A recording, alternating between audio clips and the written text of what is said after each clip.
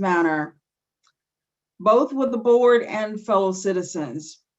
At any time, should any member of the board or any citizen fail to observe this public charge, the chair will ask the offending person to leave the meeting until that individual regains personal control. Should decorum fail to be restored, the chair will recess the meeting until such time that a genuine commitment to the public charge is observed.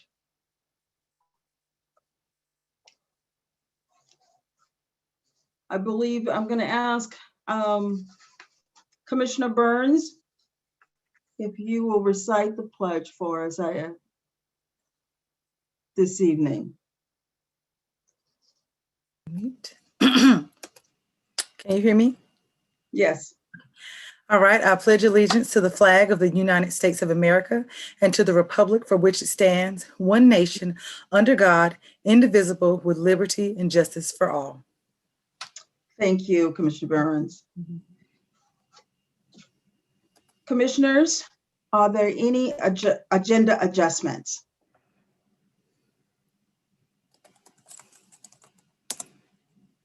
Hearing none, we will move on to announcements.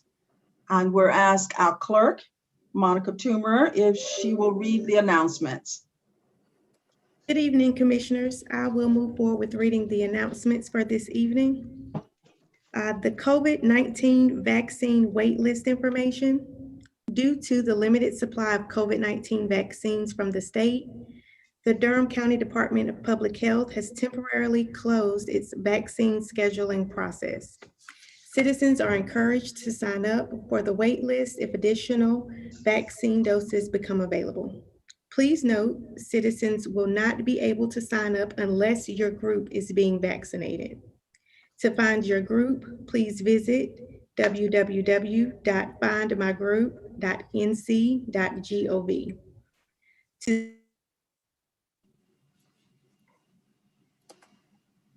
Sorry. Could you guys hear me? I apologize. Yeah. Okay. We were. You're good. Sign up for the English waitlist. Please visit www.tinyurl.com/DCO vaccine waitlist. And to sign up in Spanish, please visit www.tinyurl.com/DCO LISTA VACUNAS. Our MBK Durham network call. My Brother's Keeper Durham is hosting a network call on Tuesday, February 9th, 2021 at 6 p.m. To participate, please call 515-604-9725, conference code 441013. MPO plan feedback. Durham Chapel Hill Carrboro Metropolitan Planning Organization has released the draft public involvement policy and limited English proficiency plan for public comment period. The public comment period ends on Wednesday, February 10th. To share comments, please visit www.dchcmpo.org. Transition to NC Medicaid Managed Care. Enrollment opens on March 15th, 2021 for NC Medicaid Managed Care. Clients will have the opportunity to choose from 5 healthcare plans instead of just the one Medicaid program. Interested citizens are asked to contact their county social services caseworker for more details or visit www.ncgov.servicenowservices.com. Helping Durham County's seniors. We need your help with assisting seniors by volunteering through the Triangle Nonprofit and Volunteer Leadership Center. Organizations that need your help include A Helping Hand, Durham Center for Senior Life, and Meals on Wheels, just to name a few. Please visit www.handsontriangle.org to sign up. Your feedback is needed. The City County Planning Department is ready to present the initial results of input through its draft community objectives. Please visit www.durham.mysocialpinpoint.com/comprehensive plan now through February 19th to share your feedback on the draft community objectives. For additional information about the new comprehensive plan, please contact City County Planning Department Senior Planner, Lisa Miller, at 919-560-4137, extension 28270. Innovate Durham 2021, a partnership between the City of Durham, Durham County, and Durham Public Schools that allows entrepreneurs to use local government as a laboratory to test products and ideas is now accepting applications until February 15th, 2021. Please visit and apply online at www.tinyurl.com/Innovate Durham 2021 application. Need help paying your heating bill? Beginning January 2nd through March 31st, the Low Income Energy Assistance Program will open to all Durham County residents. Residents are asked to visit www.epass.nc.gov to view eligibility criteria and apply for the program. Summer 2021 Paid Internship Program. Congressman David E. Price is now accepting applications for an undergraduate student who is interested in government or the legislative process for his Durham and Washington offices. The application deadline for the Summer 2021 Internship Program is March 5th. For questions regarding the internship, please email nc04.intern@mail.house.gov or call 202-225-1784. Subscribe to Durham This Week online newsletter. Did you know that each week the Durham County Manager's Office releases a newsletter titled Durham This Week Online that provides updates on county services, news items, video releases, job listings, and much more. Plus, each week, County Manager Wendell Davis writes a note for the community on a variety of subjects for our community. Subscribe today at https://bit.ly/subscribe DTWO. And lastly, honoring Black History Month. Each February, Black History Month is observed to highlight and honor the significant achievements made by African Americans in our nation. The noted historian Carter G. Woodson is credited with establishing this celebration, which first started in 1926 as a week-long observance. Beginning in 1976, our presidents designated February as Black History Month and included a specific theme. This year's theme is the Black family, representation, identity, and diversity. Let's celebrate this important observance and support the various related programs taking place this month. And at this time, I would like to introduce Nori McDuffie, Project Assistant to the City of Durham Office on Youth, to share a Black History Month tribute.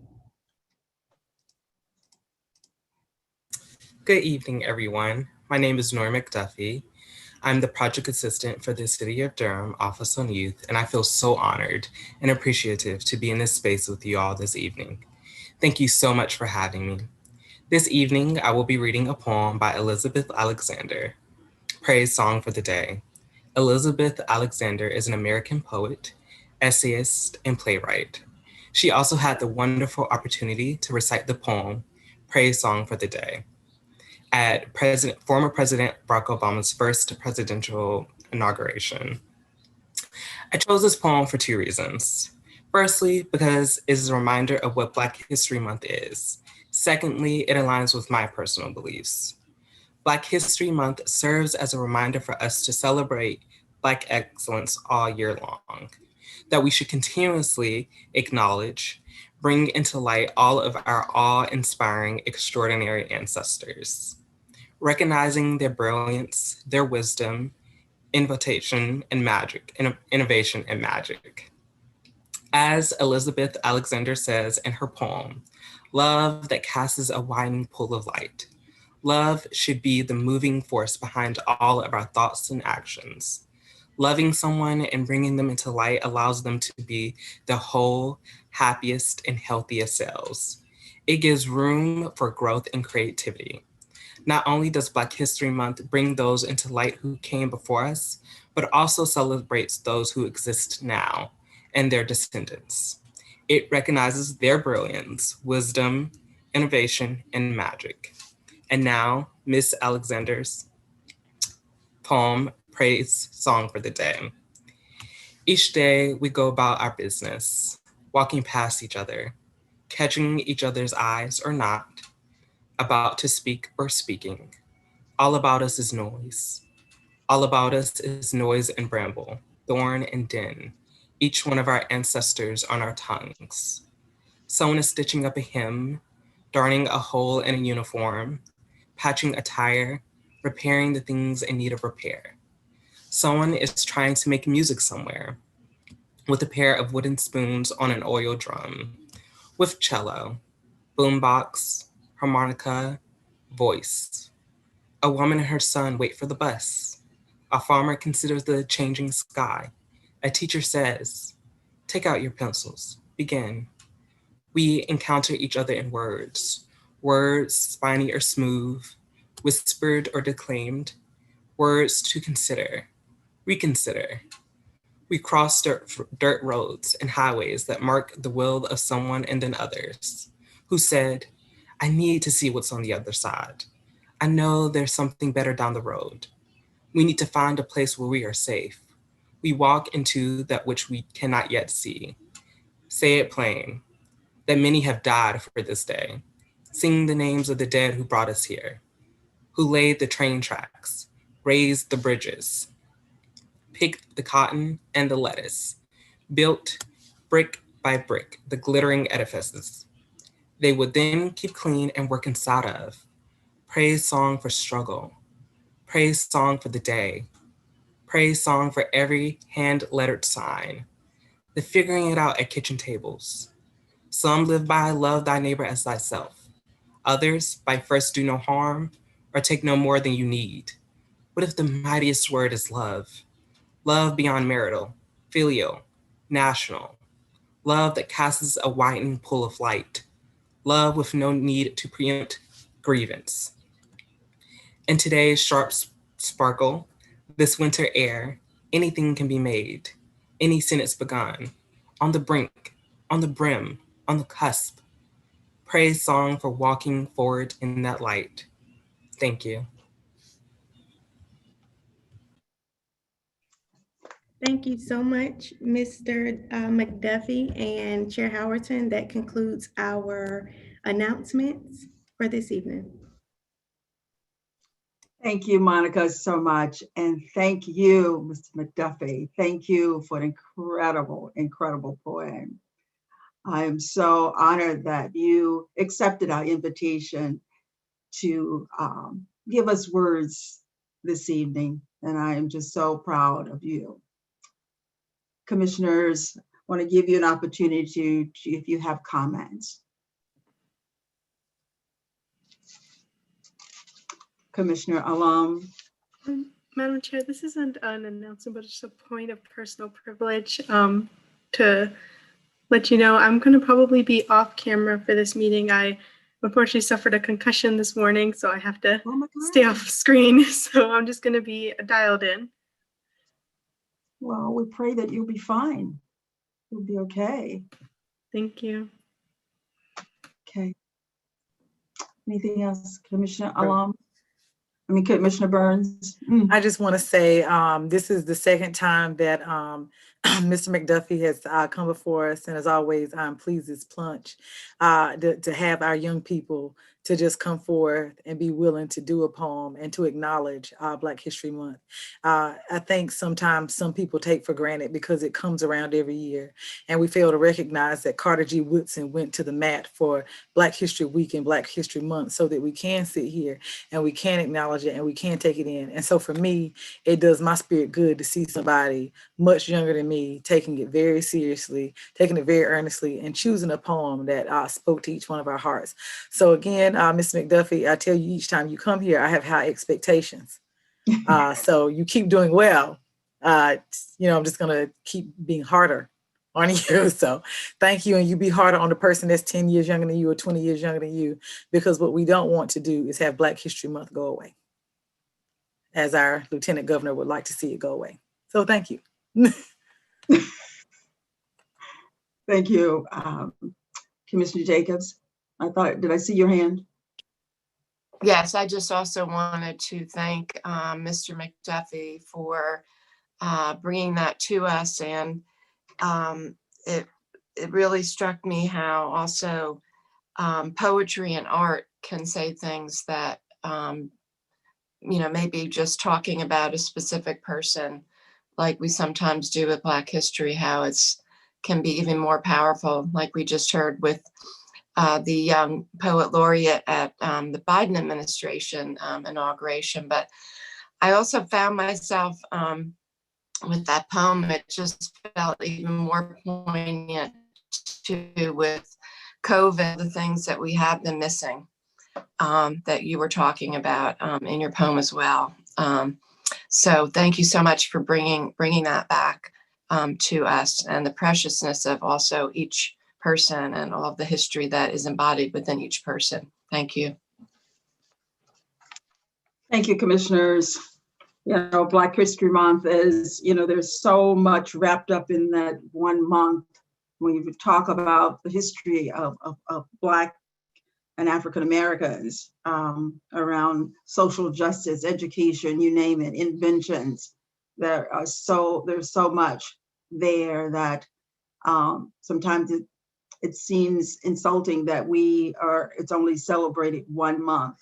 And I think it should be a celebration all the time of what is given to this country.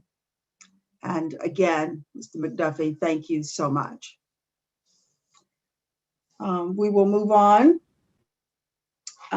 Minutes.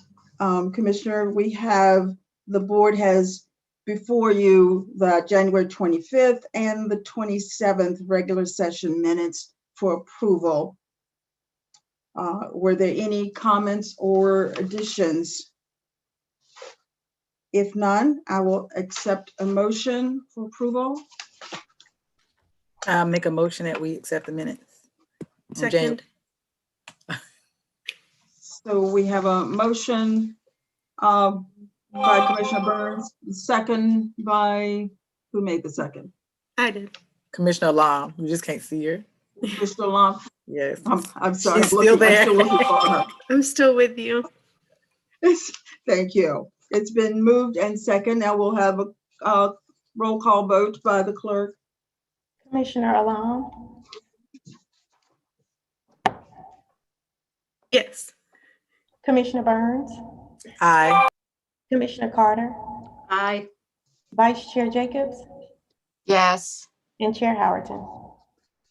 Yes. So it's been motion. Minutes have been approved 5-0.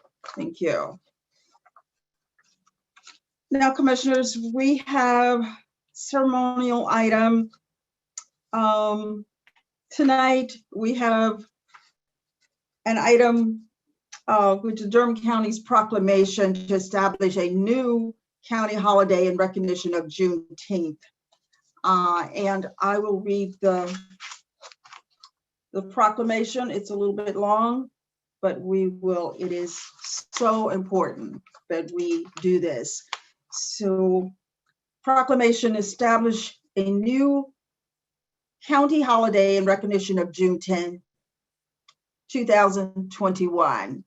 Whereas on June 22nd, 2020, Commissioner Howerton recommended that Durham County government recognize Juneteenth as an official holiday for county employees, honoring the historical significance of the emancipation of the last remaining enslaved Black and African Americans in the United States. And whereas June 10th commemorates the events of June 19th, 1865, when Major Gordon Granger led Union soldiers into Galveston, Texas, bringing news that the Civil War had ended and that the Emancipation Proclamation had declared all enslaved people were free nearly 2.5 years earlier. And whereas the Emancipation Proclamation changed the legal status under federal law of nearly 3.5 million enslaved Black and African Americans, and the subsequent 13th Amendment of the Constitution of the United States of America abolished slavery and involuntary servitude. And whereas Juneteenth acknowledges the considerable lapse over a 2-year period from 1863 to 1865, where enslaved Blacks and African Americans remained in bondage and unaware of the Emancipation Proclamation issued by President Abraham Lincoln that recognized and maintained the freedom of slaves in the United States. Whereas the celebration of Juneteenth is believed to be the oldest Black and African American holiday observance in our nation and takes place annually throughout Durham, North Carolina, and the nation, often consisting of readings of the Emancipation Proclamation, prayer and worship services, family gatherings, cultural performances, educational activities, community service events, ceremonial observances, and more. And whereas in 1997, during the 105th United States Congress, House Joint Resolution 56 and Senate Joint Resolution 11 were passed, officially recognizing Juneteenth, Independence Day, on August 23rd, 2007. Juneteenth National Freedom Day was recognized by the state of North Carolina, and Juneteenth has been celebrated in Durham, North Carolina since 1933. And whereas as July 4th, 1977 represents the birth of the United States of America and commemorates the United States independence from British rule, it did not offer independence and freedom to enslaved people. And whereas historically Juneteenth observance have not always received acknowledgement and recognition through Juneteenth, is a critical component of American history, and it marks a turning point in our nation and a step towards equality. And whereas Juneteenth is a stark reminder of the promises of liberation for Black and African Americans in the 21st century, currently our nation, and indeed our Durham community, is experiencing racial injustices and inequities at a record pace, demonstrating that despite great successes and achievements, Black and African Americans continue to bear the pain and burden of systemic racism and disparate treatment at every turn. And whereas Juneteenth is also known as Emancipation Day, Freedom Day, Jubilee Day, celebration, liberation, and Juneteenth, Independence Day, and Juneteenth augments the nation's promise of life, liberty, and the pursuit of happiness. And whereas Juneteenth commemorates the strength and resolve of Black and African Americans throughout our history and serves as an opportunity to celebrate the rich and numerous contributions of Black and African Americans to the Durham community. And the United States and Juneteenth teaches our youth the importance of honoring Black and African American history and the impact of the institution of chattel slavery. And whereas Durham County seeks to establish a paid holiday for county employees commencing June 19th, 2021, and forth, calling them to observance. And whereas the Board of County Commissioners believes establishing an annual observance would give employees and residents of Durham County an official holiday on which to reflect on the impact of slavery, while also providing a time to remember the contributions of the enslaved of the fiber of Durham County. And whereas an official Juneteenth holiday would also signal that Durham County is committed to doing the work to identify and improve policies and processes that will improve access to opportunities for all employees and work to eliminate any vintage of unequal treatment that exists in this organization. Now, therefore, be it resolved, I, Brenda Howerton, Chair of the Board of County Commissioners, and on behalf of the Board of County Commissioners, do hereby proclaim June 10th to be an official Durham County government paid holiday for employees. Be it therefore resolved that the official observance of the Juneteenth will commence in the year 2021, which will mark the 156th commemoration of Juneteenth, this 8th day of February 2021. A long line.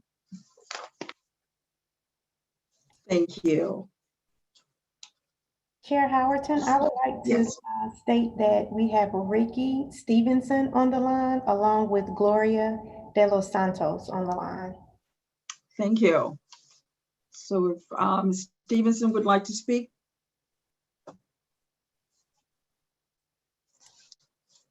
Yes, ma'am, Commissioner Howerton. Thank you for the opportunity to speak with you all once again. Thank you for the work that you all do for Durham. Many of you attended the Community Forum for Moms of Color discussing racial inequities. And I thank you for the opportunity to talk to you again today about the adoption of Juneteenth as a holiday. So with the importance of Juneteenth being a holiday, I wanted to just share some brief statements that I prepared. The importance of Juneteenth needs to be highlighted in our community more prominently. As a local teacher, I can attest to the need to increase awareness on matters of racial equity and eliminating systemic racism. Thus, as we seek to create a society that actively increases our efforts towards racial equity, it is important that we acknowledge the roots of Juneteenth and our community's ongoing struggle to reconcile the systemic roots of slavery. Juneteenth is an important milestone in American culture, a milestone that serves as an opportunity to collectively acknowledge a resistance to the past, our resilience in growing forward, and efforts to educate our children on the importance of dismantling systems of oppression that still bind so many of our community members. Adopting Juneteenth as a holiday is more than giving a day off or adding a holiday to the calendar. Juneteenth's recognition in Durham tells the world we recognize that past and are committed to improving our efforts towards instilling equity and equality in our future. Thank you. Thank you, Ms. Stevenson. Do we have anyone else? Monica?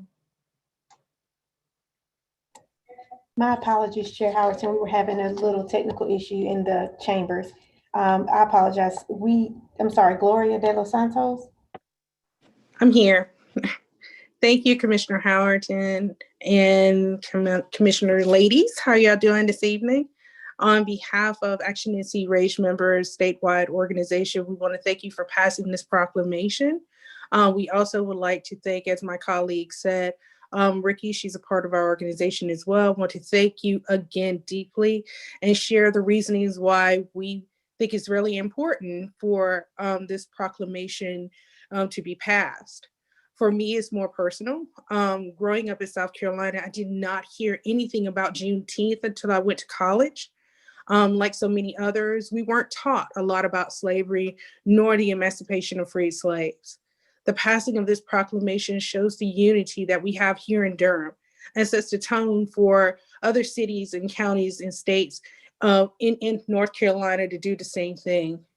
Because we are recognizing this, it also recognizes that we have a lot of work to do as well.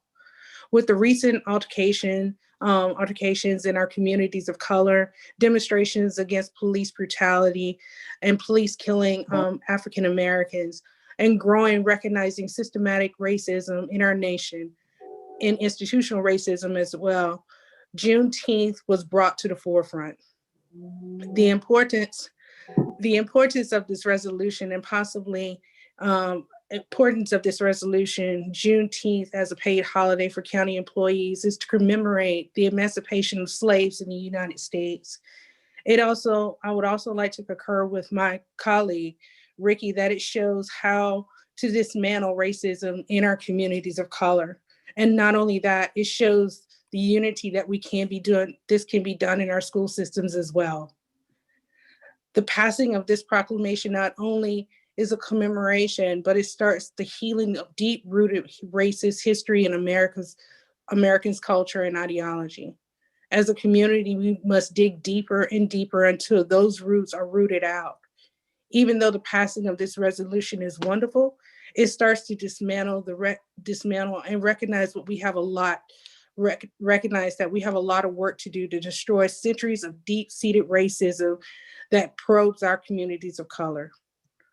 Again, I want to thank you, Commissioner Howerton, and the Commissioner Women, for passing this proclamation.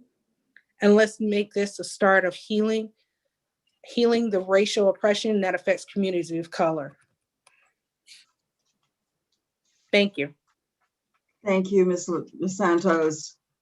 I'd like to, before we have the commissioners speak, I want to thank Quilly Henry, the county's racial equity officer, Joanne Pierce, GMs, Deborah Craig Ray, both general managers, and Kathy Everett Perry, the HR director, for helping to establish this proclamation and its recognition for Durham County.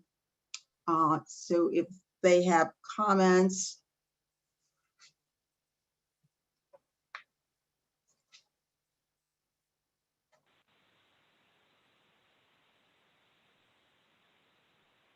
So go ahead. We can't hear you. Thank you so much for the opportunity to just weigh in on this momentous occasion. We, took the charge seriously and believe that this proclamation will really give a strong message to our community about the importance of righting historical wrongs. And I think the opportunity to reflect and commemorate and honor our ancestors annually is a tremendous step forward. So just truly appreciate all of the support. And I think this will signal a lot towards our efforts to advance racial equity and, again, right historical wrongs. So I turn it over to my colleagues for any additional comments.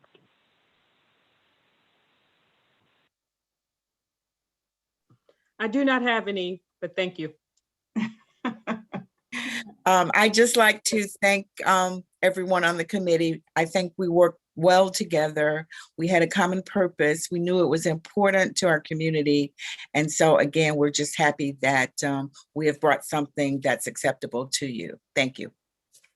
Thank you. Thank you. Commissioners, any comments? Madam Chair, I'd like to make a comment. Sure. Commissioner Alam? Yeah, We know yeah, go ahead. I just want to take a moment to appreciate also Commissioner Burns in her edit to this resolution, that this proclamation. Initially, we mentioned that it was Juneteenth, but she really emphasized the significance that though Juneteenth is a historic date, it was 2 years before all enslaved people knew that they were actually free. So thank you, Commissioner Burns, for holding us accountable and making sure that that was included in the proclamation. Yes. Thank you. Yes. I did want to throw in, thank you, Commissioner Lum. I do appreciate that. I also want to thank all five, thank you to Madam Chair for bringing this forward. Thank you to the other commissioners for being open to it. Thank you for the staff being open to it. This was for the community. I need you all to understand this was not a heavy lift on behalf of this board. It might have been a heavy lift getting everything together and doing the finances and finding the numbers. And we realized that we could do it, but recognize that this was not hard to get everybody on the same page about this initiative.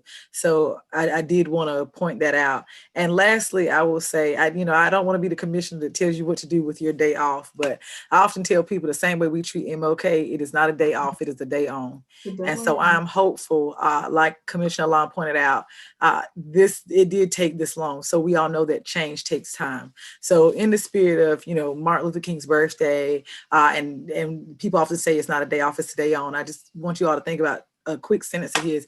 Everybody can serve. I mean, everybody can be great because everybody can serve. So I'm hopeful that you take this time on this day and figure out how you can put good into the world. That's all I ask.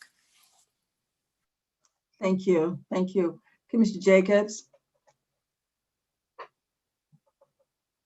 Well, Commissioner Burns and I were on the same wavelength tonight because she basically said what I was going to say. But I do want to, I really want to thank the staff who worked on this, because it's a really excellent resolution. It's, sometimes our resolutions are really important because they capture all of the history and give all the background information, and are also just really, really informative. And so I think that this proclamation is really important in the way it's written. So thank you to everyone who contributed to that. And it can really be a learning tool for our schools, for our students, our classrooms. And I agree with what Commissioner Lom said. I was thinking about how I don't want to create more work for our staff, but we just had our MLK celebration that the city and the county do, and it is exciting. I mean, Durham has, people have been celebrating Juneteenth in Durham ever since I've lived here for 40 years. So, people have been doing things, but just to think about, it's exciting to think about the possibilities now that the city and the county have both officially made it a holiday. And to your point, Commissioner Burns, we're going to act on this right away this summer, but we did hold off because I know that Commissioner Howerton wanted to pursue some things at the state level. So that was never an issue on this board at all. But I'm excited to see it move forward now. And I think it is meaningful to do it during this month as well. So it's exciting that we all get to be a part of it together. Thank you. Commissioner Carter, please. Well, in addition to agreeing with everyone, I'm going to shoot off some fireworks now. So will it feel even more celebratory? It felt like we needed to do that at the conclusion of the reading, which I agree is an excellent resolution. I really want to take a moment to especially thank Ricky Stevenson and Gloria de los Santos for your really moving comments as well. For me, this holiday is a really small example of how much I don't know about history and need to learn. I wasn't taught about Juneteenth in school and didn't know about it until I was an adult. And I don't think I taught my own children about it. It was even, my children were older, but when I learned about it, and that's really a shame. And so I'm just looking at this as an example of how important Black history is, and the current books that we have had in the past have created an alternative history, and not all of it is accurate, and it's left out many truths. So going forward, hopefully the state of North Carolina is improving its standards for history, and we here in Durham County will be doing all that we can to lift up history and celebrations like this, and also doing our work to root out all systems of white supremacy and oppression. And I know that we as commissioners are certainly thinking about that every time we make a policy decision. What will the impact be on racial equity? And that will continue to guide our work. Thank you.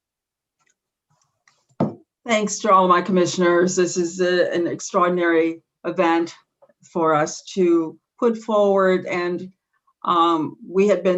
Gloria and I had been working with Senator Murdoch to try and get it pushed at the state level. And we decided that we needed to go ahead with it here in Durham, and maybe we can do it later at the state. But right now we just need to take care of it here at home. So thank you. Moving along with our agenda. Next, commissioner, we have our consent agenda.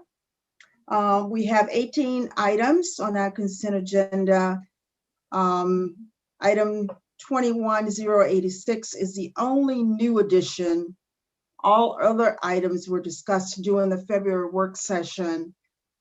Are there any that commissioners would like to pull for discussion under agenda item, other than agenda item 11? If there are any comments, you could ask them at this point. Or we can pull them at the end.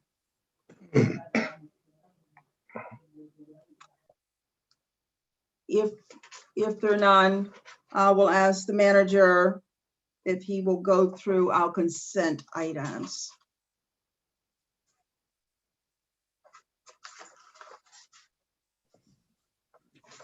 Thank you and good evening, Madam Chair.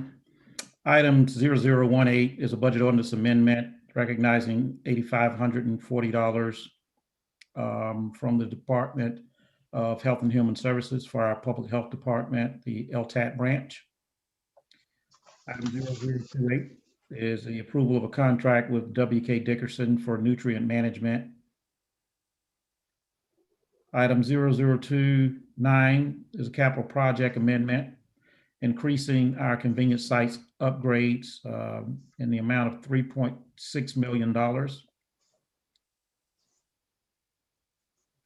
Item 0038 is a budget ordinance amendment recognizing funds in the amount of $43,657 from the Department of Health and Human Services for our Women's and Children's Health section and immunization branch. Item 0042 is a budget ordinance amendment recognizing $150 from the Department of Health and Human Services for cancer prevention. Item 0044 is a budget ordinance amendment recognizing $99,949 from Health and Human Services for our immunization branch in the Public Health Department. Item 0047 is another budget ordinance amendment in the amount of $168,525 for our housing opportunities for persons with AIDS with a contract with the City of Durham. Item 0050 is approval of the budget ordinance amendment appropriating $150,000 of general fund balance for our Durham Convention Center. Item 0054 is the approval of the budget ordinance amendment appropriating $186,394.99 for the padded cells project at the county's detention center. Item 0060 is the approval and contract of E+ to conduct a routine life cycle replacement for our telework technology. Item 0061 is the approval of the contract with SHI International to purchase cyber-specific license to strengthen our security associated with Microsoft. Item 0062 is the approval to amend the contract with Insight Global LLC for our technical writer contractor in IT. Item 0064 is the approval of the budget for the Trails Ends open space acquisition and to approve a capital project amendment. And that's essentially in the amount of $31,969, which effectively is a transfer and will also recognize $40,000 from the general fund. Items 0065 is also a capital project amendment, increasing a capital project budget for the 300 East Main Street redevelopment project using $44,950 in LOBS funding. Items 0069 is the execution of the design contract with O'Brien Atkins for the detention center security glass replacement project. Item 0072 is a budget ordinance amendment appropriating general fund restricted fund balance in the amount of $1,853,393.16 for the Sheriff Public Health Library, our Criminal Justice Partnership Program, as well as social services. Items 0075 is an amendment to the Durham County Women's Commission bylaws. Items 0084 is the advertisement of the 2020 tax liens on real property. Items 0086 is the approval of the budget ordinance amendment, transferring $491,000 across functional areas in the budget to formalize funding decisions that we made at our January 25th meeting. Madam Chairman, that concludes our consent agenda. Thank you. Thank you, Mr. Manager. If there are no items to be pulled, I'll accept a motion for approval. I move for approval of the consent agenda items. Okay. And second? Second. So it's been moved by Commissioner Jacobs and second by Commissioner Burns to approve the consent items. I will have a roll call by the clerk, please. Commissioner Alam, Aye. Commissioner Burns, Aye. Commissioner Carter, Aye. Vice Chair Jacobs, I guess I need to say aye. Everyone's saying aye. and Chair Howard. Aye. Consent agenda has been approved by 5-0. And just for the public, we have some incredible things on this consent agenda that have been approved that we go over during our work session. And if we went over them again tonight, we'd be here probably till wee hours of the morning. And I don't think the commissioners are engaged with me on that one. So thank you so much that we will. I wouldn't mind it. Who said that? The commissioner you can't see. Yeah, Nita, let's just pull something, Commissioner Alam. Okay. What can we I'm pull? just gonna say, I clearly something's gone to Commissioner Alam's head. Right. So the next item is we have a public hearing. Commissioners, this is a public hearing on our agenda to consider allocating economic development funds to Ablorn We have Andy Miracle, the Economic Development Officer, just popped up there, a resource person on this item. Good evening, Commissioners. Andy Miracle, Durham County Economic Development Officer. Please let me know if we're having any connectivity issues on my end. I can turn my video off or get on the phone if need be. Okay. So the board is requested to hold a public hearing to consider allocating a total of $653,000 to Ad Verum and authorize the county manager to enter into preliminary negotiations and execute an agreement with the company. The company, which specializes in gene therapy production, will locate in Durham County, creating 202 jobs and investing $82.8 million. Ad Verum Biotechnologies is a clinical stage gene therapy company targeting unmet medical needs in serious ocular and rare diseases. Based in Redwood City, California, the company is developing its lead gene therapy candidate and ongoing clinical trials for wet age-related macular degeneration and diabetic macular edema. The gene therapy candidate is administered as a potential one-use injection for the treatment of ocular diseases that impact millions of patients worldwide. With approval of the award, the company has agreed to make reasonable efforts to participate in several workforce partnerships that include engagements with Durham Public Schools, Career and Technical Education, Durham Technical Community College, and North Carolina Central University. Please find additional project details, including a full list of partnerships, terms, and project attributes in the briefing sheet attached to the agenda item. I will note the company has outlined specific engagements related to college level internships, Durham Public Schools CT activities, as well as aspirational MWB participation goals. And we are looking forward to helping facilitate those partnerships in a successful manner.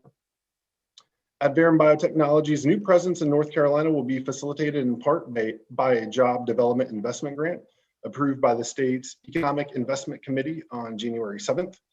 Payments for all JDIG and local awards only occur following performance verification that the company has met its incremental job creation and investment targets.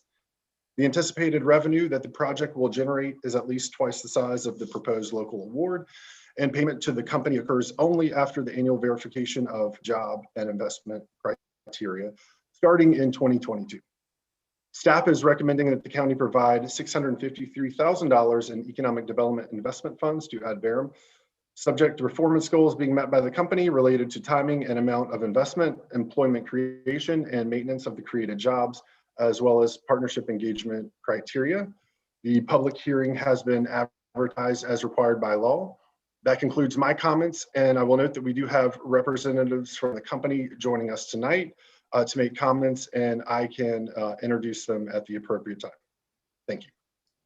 Thank you, Andy. Commissioners, are there any questions for staff at this time?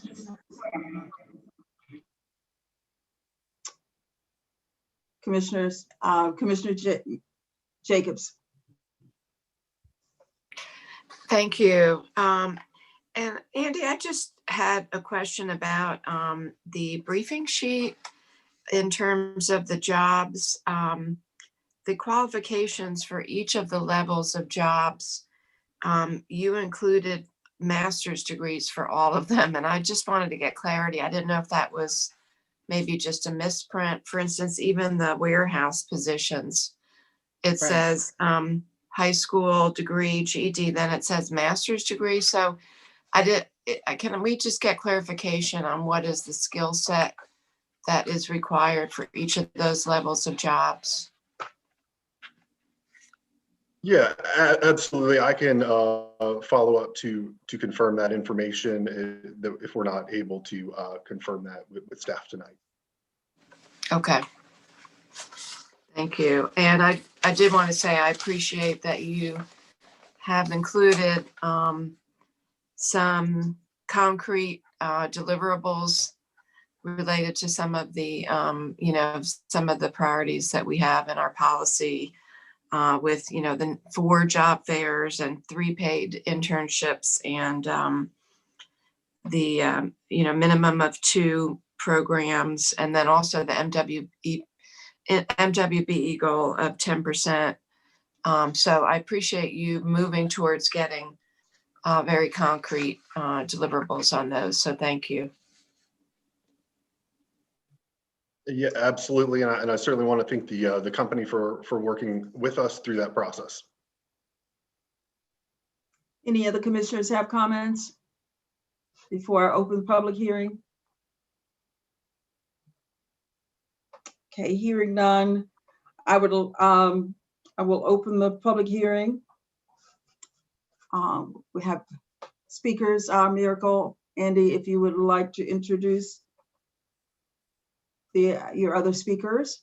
Absolutely. So I will start by introducing Angela Thedinga, who's the Chief Technical Officer, to make her comments, and then she can also introduce the other speakers as well. Great. Thank you, Mr. Miracle, and good evening, commissioners. I'm Angela Thedinga, the Chief Technology Officer at Adverum, and I'd like to first start by thanking the county commissioners for the opportunity to collaborate as we join the Durham biotech community. At Adverum, we're a gene therapy company with the mission to develop one-time gene therapy treatments to preserve sight for life. And our first candidate, ADVM-022, is currently in clinical trials for patients with wet age-related macular degeneration, as well as diabetic macular edema. The manufacturing site that we look to establish in Durham County will serve as the key commercial manufacturing site for ADVM-022.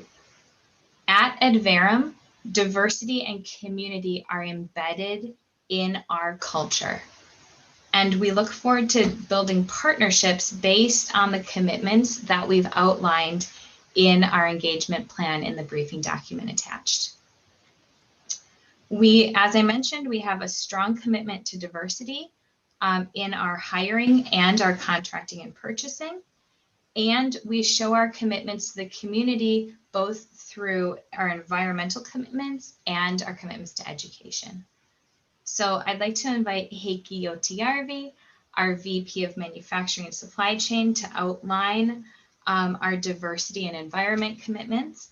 And then Dina House, our VP of Human Relations, will further outline our partnerships in education in the community. Thank you, Angela. Good evening, commissioners. It's an honor to be speaking here in front of you this evening. And first, I kind of want to say that when we're thinking about significant investments in building our facility in Durham County, I can see that as important business investment for Adverum, but it only goes halfway. The major investment, the most important investment that we want to make is really on Durham County. We want to become a valued member of the county, and we want to continue investing on employment opportunities, hiring locally, and contracting locally, because that's the only way throughout my lengthy career I've seen that you can really be successful in your business. You're part of the community, you are giving and you are getting. So that is kind of my credo when I think about what we are going to do during the coming months and years. This is a long-term engagement, and we are taking the first steps. We are hiring locally. We have key positions that we fill, but after that, we will have a full 200 plus people that we envision there. And it includes not only I think it just automatically goes.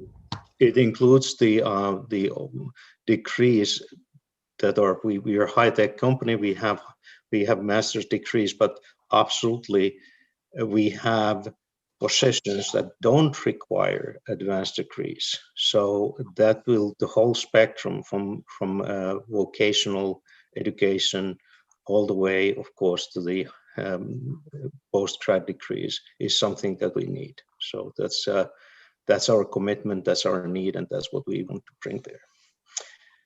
Another very important factor for success there is that we are not only hiring locally, but we are contracting locally as well. And when we are contracting, our target and commitment, of course, is that we have MWPE contractors. We want to go above and beyond what we're committing, but we also need your help. We are new to the community, and I hope that we will have a continuous dialogue with commissioners and, of course, local organizations as well, how we can reach out and contract with diversity in our minds, and again, benefiting the community from that perspective. As we are starting this building project, we have 172,000 square feet. It's a beautiful building, but we will basically take the inside all the way down, because what we want to do, not only to build the capability to do what Adverum is doing, but do that in the right way. So environmental consciousness is something that is part of our fabric. And when I'm looking again with my background, when I'm looking at something, we want to stay there for 25, 30 years. I want to build it to be for that time frame and to meet the requirements that we have today, and not only today, but tomorrow. That comes to simple things like heating and cooling, effectiveness of that, the waste management. We don't want to burden our community, which is Durham County, with something that we can manage in the best possible way at our factory. So those are the little examples of what we are doing. We are building it from inside to the point that it's state-of-the-art facility and meeting the requirements that were set for that. Finally, another area where I think it's very important that we have engagement in the community is education. And our VP of HR, Dina House, will speak to that. I'm kind of moving it over to her, saying that the best projects that I have been running have really been based on the apprenticeships, internships, interacting with the local educational institutions, because those are the people who will stay there. So Dina, please take it over here. Thank you, Heikki. I really appreciate it. Thank you, commissioners, for this opportunity to speak with you tonight about the programs that we've already started to implement at Adverum that we want to also bring over, but then also some of the plans that we have, because we're a pretty new phase in our business life cycle as well. So this is giving us a really exciting opportunity to put some really robust strategies in place. Kind of to start with, some of the things that we started that are helping us with the education and outreach in our current community is the implementation of our diversity, inclusion, and equality program at Adverum. And this program is really focused on 3 areas: education and transformation, and then also involvement. How do we get our employees involved? How do we get involved in our community? And so some examples of things that we did this last year were implementing holidays like Juneteenth. We're adding Cesar Chavez Day, and we also added a voting, day off for voting so people can volunteer and be involved in the community and also have that opportunity to vote. It was super important to us that we provided that space. We also have started a lot of our outreach and community organizations, organized our own virtual race running. Well, people can do whatever they wanted, race and running or hiking or etc. And that was really so that we can build education and also fundraising around a organization here in the Bay Area that was for lawyers who were committed to the civil rights in our local area and really helping underrepresented organizations. And then through this diversity program, we've also relooked at our recruiting strategy. It's really opened the doors for us to really start to think about where we're recruiting, how we're recruiting, who we're recruiting for. And so we have partnered with an organization called 110 Membership to do a better outreach. We are also looking at different trade events we can be part of.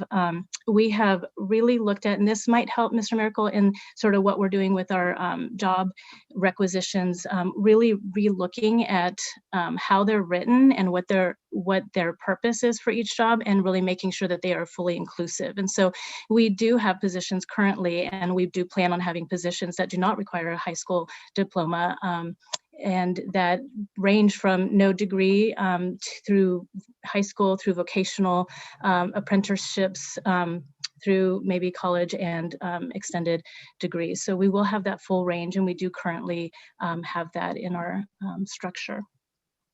Other things that we're looking at are internships. We have had a few internships. COVID made it a little bit difficult this past year, but it is part of our program. And we're looking at how we can not only include an internship program, but a piece that's attached to that where the students do some sort of paper or something at the end of it where they can share their learnings with the rest of the company, which is also very exciting for them and then exciting for us. These are also paid internships. We have done some outreach with our local universities and want to continue that partnership in Durham County as well, where we participate in job fairs, make sure we're doing postings there and have that outreach. It's something we've done in previously, but not at Adverum, but that we want to bring here are also summer programs or during the school season programs with the local teachers. I know a lot of times it helps them stay connected with what's happening in the industry. It helps us stay connected with what's happening in education and where some of the needs are that we can help out with. So being part of any advisory groups that you have in Durham County is what we would want to do and what we're trying to do here in the local community as well. Additional programs that we've been looking at are the local STEM programs for the elementary schools, especially. There's some STEM programs here for girls in STEM is what they call it through our local library system. So we want to be able to continue that in Durham. It sounds like you have that program as well. And then programs where the students, high school students can come on site and do job shadowing, work with see what the day in the life at Adverum is and the different parts of the organization from your lab to your G&A functions. And clinical development groups. So we want to plan, days like that. We've been partnering in the past with local high schools to do that. And then for universities, some things that we've been thinking about are like, how can we help with resume writing and career days and really do some offer some support there with our employees to work with students to help them as they are, graduating and wanting help. How do I do a job search? How do I make myself stand out as I do that? So these are some of the areas that we've been thinking about planning, some that we've already implemented and that we're really excited to partner with you all, because it sounds like you have some really good organizations in Durham County that we can learn from and bring here as well in California. So thank you. And with that, yes. I tell you what, all three of you have got us wanting to stand up and go and fly. When you talk about becoming part of the community, that's important to Durham community, that when you're coming in as a new business, that you're becoming a part of the community. And we thank you for that and all these other things. When you talk about education, when you talk about the environment, there are just so many things that you have mentioned that speaks volume to this board. And I just want to say thank you for all those things. And I want to give my board an opportunity to see if they have any other questions or comments. But I think I'm supposed to. I had one, Brent, Commissioner Howerton. I think I'm supposed to close the public hearing first. Chair Howerton, I will like to state that we do have a caller on the line, Brian Fox. Okay. He would like to speak during the public Okay, comment. great. Thanks. Yeah. Go ahead, Brian. Good evening, Commissioners, Mr. Manager, staff, neighbors, and friends. On behalf of the Greater Durham Chamber of Commerce, we appreciate your continued support of projects like this that, address global health issues, but clearly will also benefit all Durham residents, both directly and indirectly. As you just heard, as we continue to increase access and equity across our community and specifically to our growing life science industry, your partnership with Adverum enables their investment in Durham to help support all of our shared priorities. The Chamber looks forward to helping this great new partner thrive in our renowned biotech sector, and appreciate the time this evening. Thank you. Are there any other callers? Monica? No, Chair Howerton, we do not have any callers and we did not receive any emails. Great, thank you. So I will close the public hearing and back to commissioners. Any comments, questions from you? Commissioner Burns. I will be very quick. I usually, I would have jumped in, with staff, but I always just applaud Andy. I always like to hear what the companies have to say, because we do, as a board, work to make sure that we're ensuring that the community sees the impact and sees why we're making these investments. And so when we think about the next big driver for growth, we're looking at companies taking a bolder role in corporate social responsibility. And for me, I just want to say a special thank you to Ms. House, Mr. Dinga, and Mr. Jutajari. So everything you said, I think, hit so many points. There's a part of me that says you must have Googled each one of us to find out, because Commissioner Carter, they drove right down your street, then they made a turn and came down my street. So just in a world where, economic performance, growth are like key to defining business success, we're always looking for organizations, or organizations are also challenged to ensure that their environmental and their social impacts are leading to a more sustainable future, a more sustainable planet, and also a sustainable workplace for folks. And so one of the things that you hit for me was you all plan on hiring locally. We recognize here in Durham that 36 other counties come into this county every day. So we're looking forward to you hiring our people. We are looking forward to you contracting with our people. And I want to just say in advance, thank you for seeing the value in our county. I love that you all want to preserve sight for life. I have had glasses since I was 3. So let me know when you all get this bad boy offline. I'm not going to say that everyone on the screen wears glasses, but yeah, everyone on the screen wears glasses.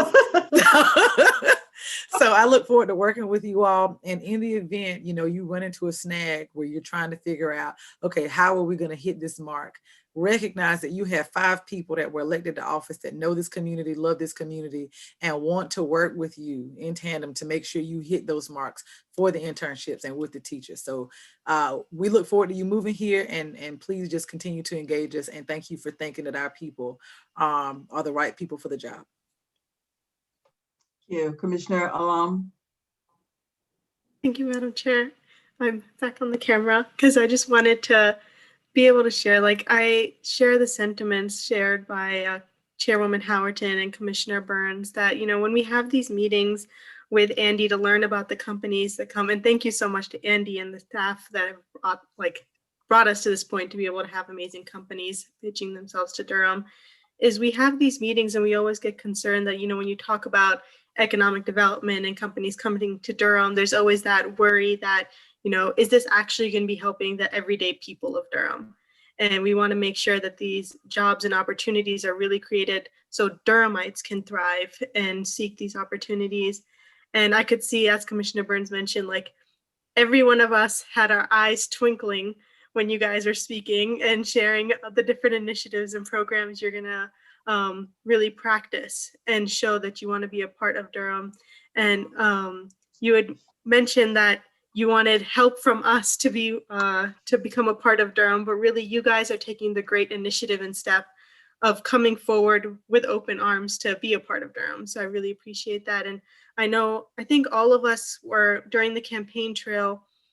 We went to Bahama one time for a community forum, and Bahama is one of the more rural areas in northern Durham County, where the residents there, they were explaining to us a big concern, and most of the people who attended were seniors in the community.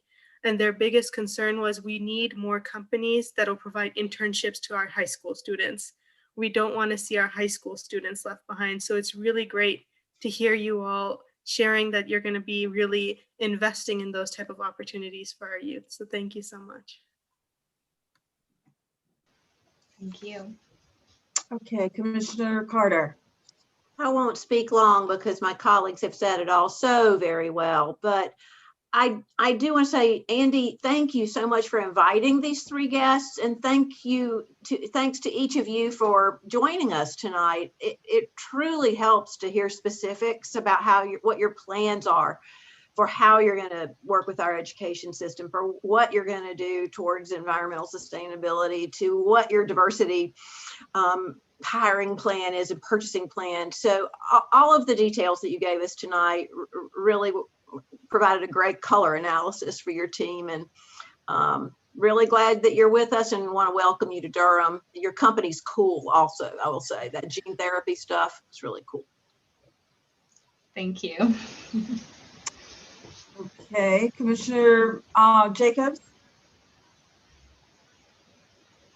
I'll be quick because I think everybody's really said it all, but I have an uncle who has macular degeneration and goes for his many shots in his eyes. So to hear you talk about wanting to have a solution where there's literally one shot for people who have to go through that is really amazing. But I also want to recognize what we've been experiencing here in Durham during the pandemic, which is we have been so blessed that we have continued to have our job sectors in the areas of life science, biotech, and manufacturing growing. And so I just feel like we're so fortunate. We have people in our community who have lost their jobs in the pandemic. And we know that we need to connect people to working in great places like at Durham. And also having folks like you come from other parts of the country and bringing what you are doing in other places and helping to impact the ecosystem that we have here and also set an example for other companies. I really welcome that. And again, thank you for everything that you did share with us tonight. We look forward to supporting you. As you started out saying, you're new to the community. And so that is on us, right? To make sure that you get connected to the people and the resources. I think that this isn't maybe a topic for our budget retreat, folks, but I would like our board to discuss that further about, because I know Andy can't do everything, even though he is a Superman. But I think it would be good for us to think about how we really do facilitate making sure that all the things that you're committing to, how we really can help make that happen. But again, this is exciting and welcome to our community. Thank you all. So, Commissioners, due to virtual meetings, the new rule requires all public hearings remain open for 24 hours to allow time for additional public comments. If comments are received, they will be read during the February 22nd regular session meeting, at which time a vote will be considered. So thank you so much. Commissioners, there was the proclamation. We did not take a vote on the proclamation earlier. If we can have a vote on that. Madam Chair, I move that we adopt the wonderful proclamation declaring Juneteenth to be a local holiday here in Durham County. Thank you. Can I have a second? Madam Chair, I second. Okay, it's been moved by Commissioner Carter, second by Commissioner Alum. If we can get a verbal vote, if the clerk will call vote for a verbal vote, please. Commissioner Alum. Aye. Commissioner Burns. Aye. Commissioner Carter. Aye. Vice Chair Jacobs. Aye. And Chair Howerton. Aye. Passes 5-0. Thank you. Next item is 21008, Durham County Public Health focused update on COVID-19 crisis. The board has requested a public update from our hardworking health director, Mr. Jenkins. So if you would please give us an update on what's happening around the vaccination, please. Yes, ma'am. More than happy to do it, Madam Chair. Good evening to everyone. And I see the 10 minutes in parentheses, and I will do my best to provide you with an update in 10 minutes or less. I know Madam Chair is a stickler for time, so without further ado, we continue to ask that our residents and staff go to our data hub. We've updated it with some unique information, not only about current statistics and trends for COVID-19, but we also have some unique information as it relates to vaccination efforts as well. So please give it a gander. Total active cases, 1,032. Total inactive cases are those who've beat COVID-19, 19,586. Unfortunately, Commissioner, since the last time I've given you a briefing, we've had 13 deaths due to COVID-19.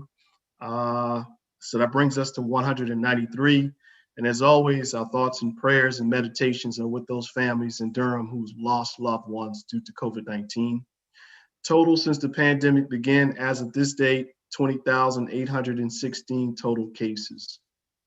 In terms of how we're doing, the month of January was not kind to Durham County. We had 4,703 total cases, without a doubt the highest on record. We did have a 7-day moving average of 137. However, I'm delighted to say that, like the rest of the country, Durham is seeing a downward trend now in our hospitalizations, our syndromic disease surveillance, and also in our number of cases. So in other words, it's decreasing, but it's still relatively high. So again, we know that it's going to come down because, you know, we're doing a lot of great things, and for the most part, we are delighted to report that to you. We always want to look out for race and ethnicity trends. So, you know, not much change. We'll say our Hispanic Latinx population, as far as percentage of all of our cases, is right at 19.86%. African Americans continue to be proportionally represented at 37.98% of all of our cases.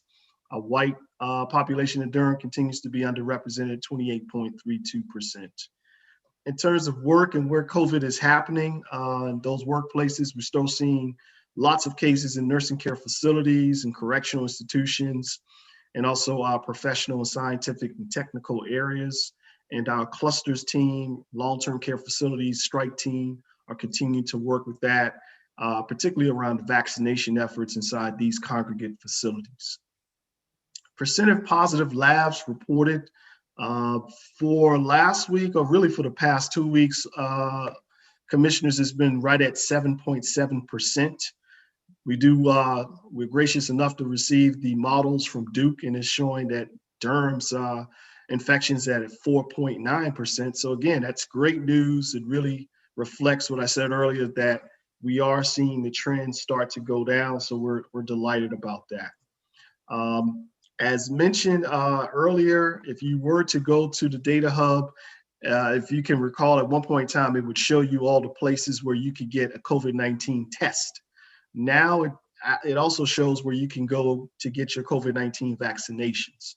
So again, great information's out there. We just want everyone under the sound of my voice to know that as more vaccines begin to hit the market, we are certainly wanting you to know where you can go get your vaccination when it is your turn. For the month of January, for those individuals who are 18 years of age and younger, we did see 13.33% rate of infection. Again, we are continuing to keep our eye on school-age children. And for the most part, we do know that, you know, that is the result of a lot of holiday activity. And we are most hopeful that that is going to go down, but we continue to keep our eyes on that. In terms of the county alert system, we remain in orange. And it simply means that we need to double and triple down on our 3 W's, which is, again, wear your mask, wait 6 feet apart, and wash your hands vigorously.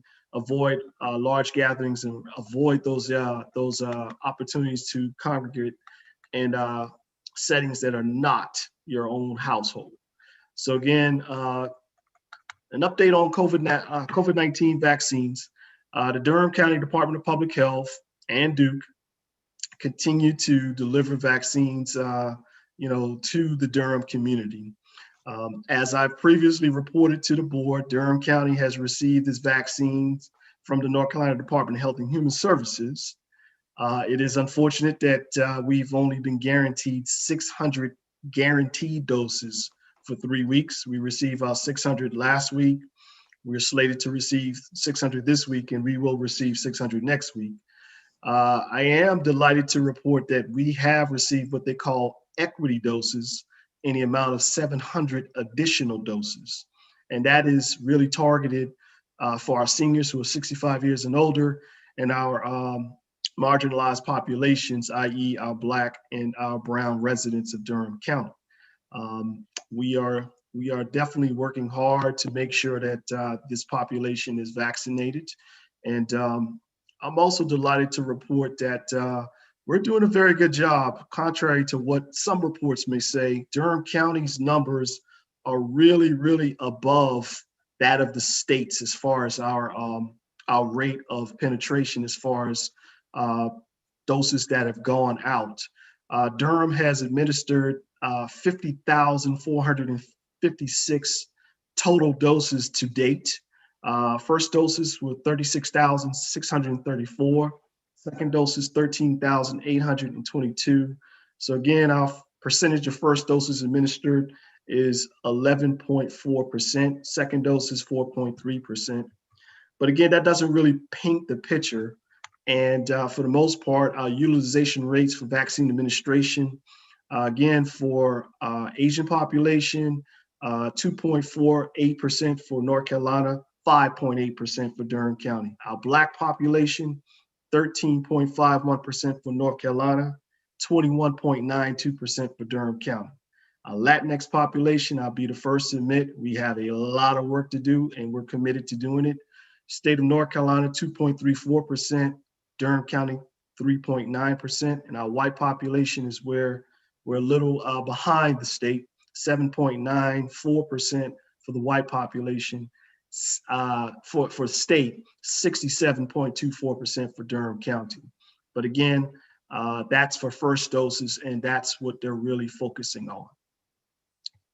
With about 2 minutes and 35 seconds left, I will turn it over back to you, Madam Chair, for some questions. Thank you, Mr. Jenkins. You always do an excellent job in your report, and we appreciate you. We appreciate all the hard work that you do. Again, I will turn it over to my commissioners. Are there questions that you have for Mr. Jenkins? Commissioner Jacobs. Thank you, Madam Chair, and thank you, Rod. I hope you've gotten some rest. I did. I heard you. I received the message. I appreciate your concern, Madam Vice Chair. Good. Rod, I was on the call that there was a NACO call with Biden administration last week. And so they were talking about a number of things, and I'm wondering, do you know when we are going to see our Walgreens distribution? Is one of my questions. I have a few questions for you, but that's one of them. Sure. It is my understanding that Walgreens is going to come online on the 12th. And we're fortunate because I do believe that out of 6,500 retail pharmacies, Durham is getting one of them. And it's only going to increase. I keep telling my staff that just think back to last summer when we were in the throes of COVID-19 testing. And there were many of us who were just really fretting over how it's going to get done. But lo and behold, the pharmacies and surge testing companies were coming on board, and I see the same thing happening in the recent future. Great. And can you give us an update on where we're at with at least getting the logistics going for the mass vaccination site, and also any plans for mobile testing and even using the Durham County Library our tech mobile or our bookmobile? I mean, especially the tech mobile. It seems like perfect for that, but just any discussions about mobile testing and then the mass vaccination site. Sure. We certainly will look at mobile testing, but again, it all depends on the number of vaccine that we receive. As mentioned, and I didn't really go into detail, but there's so much you can do with 1,300 doses of vaccine. Full transparency, they do give you the opportunity to get additional doses in the form of events, but you have to pre-plan, you have to present your plan, and you have to present it for consideration for additional vaccine. And Madam Vice Chair, is not guaranteed. So we will do that.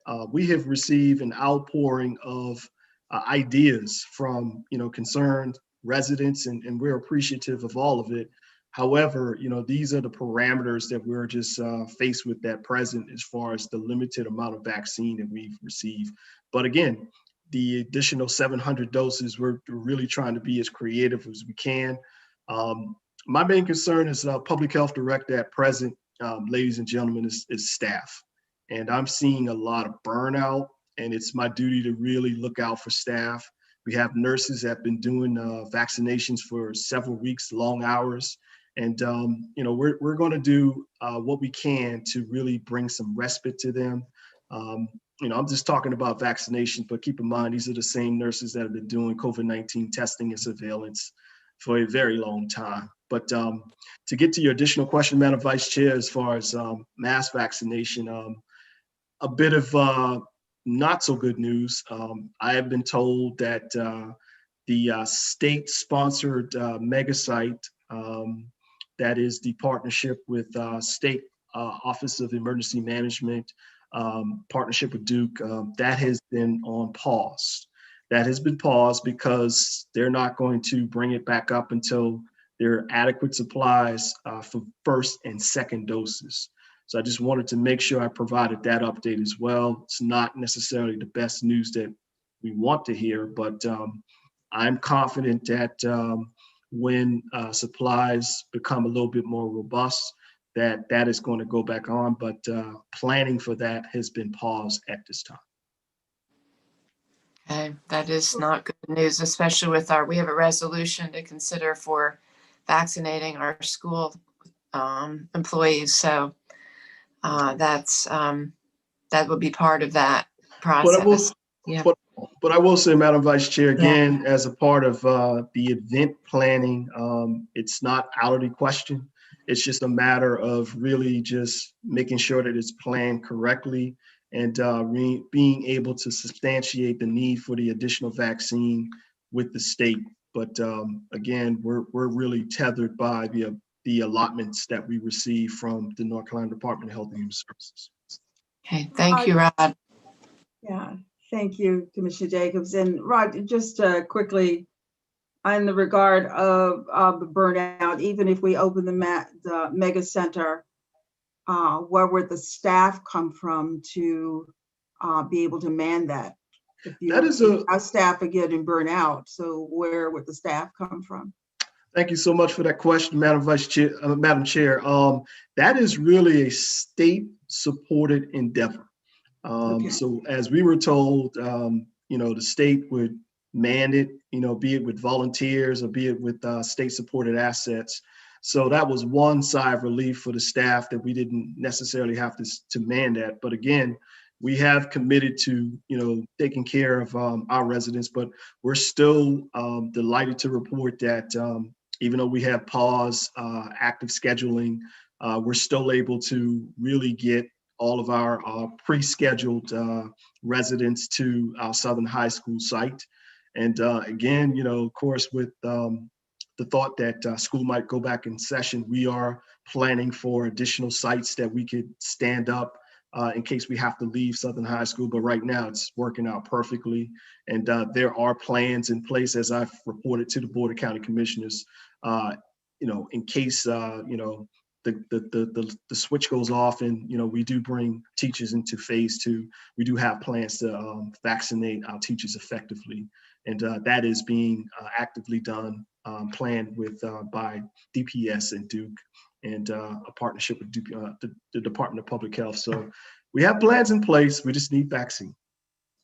Well, thank you. Given in that regard, the board has added a resolution to the this item that's related to COVID-19 and the response and the need for vaccine for our teachers and our workers, our workers in our schools.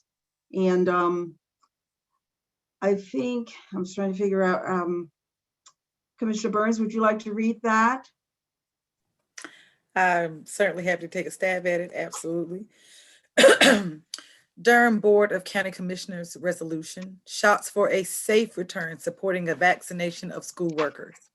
Whereas our public education system is among the most critical community infrastructure, providing academic instruction, social and emotional learning and support, vital child care, nutrition, health services, and social connectedness for children and families. And whereas it is a top priority for our Durham community that we ensure safe spaces in which our students can learn and grow and our school staff can work. And whereas each school worker is essential to providing our students with safe, healthy learning environments. And whereas there are safety protocols recognized by the CDC for reopening schools to minimize risk posed by in-person learning for our staff, our students, and their families. And whereas Governor Cooper has consistently emphasized the importance of the 3 W's in creating safe learning environments, wear a mask, wait 6 feet away, and wash hands. And whereas newer, more contagious, and more deadly strains of the virus have recently emerged, reinforcing the importance of the social distancing and masking requirements consistent with Governor Cooper's Plan B guidelines. And whereas effective COVID-19 vaccines have been developed with more than 1 million doses having been distributed throughout North Carolina. And whereas adding vaccination of educators to the 3 W's would add another layer of protection from the COVID-19 virus. And whereas we value the health and safety of our staff and believe that ensuring vaccine access for educators and all school-based personnel will improve the safety of in-person instruction and improve health outcomes overall for our students, our family, and our community. Now, therefore, be it resolved, the Durham County Board of County Commissioners urges North Carolina Secretary of Health and Human Services, Mandy Cohen, along with Governor Roy Cooper, to shift school-based personnel to priority category 2 so that they can be vaccinated in this current phase and in advance of the reopening of schools.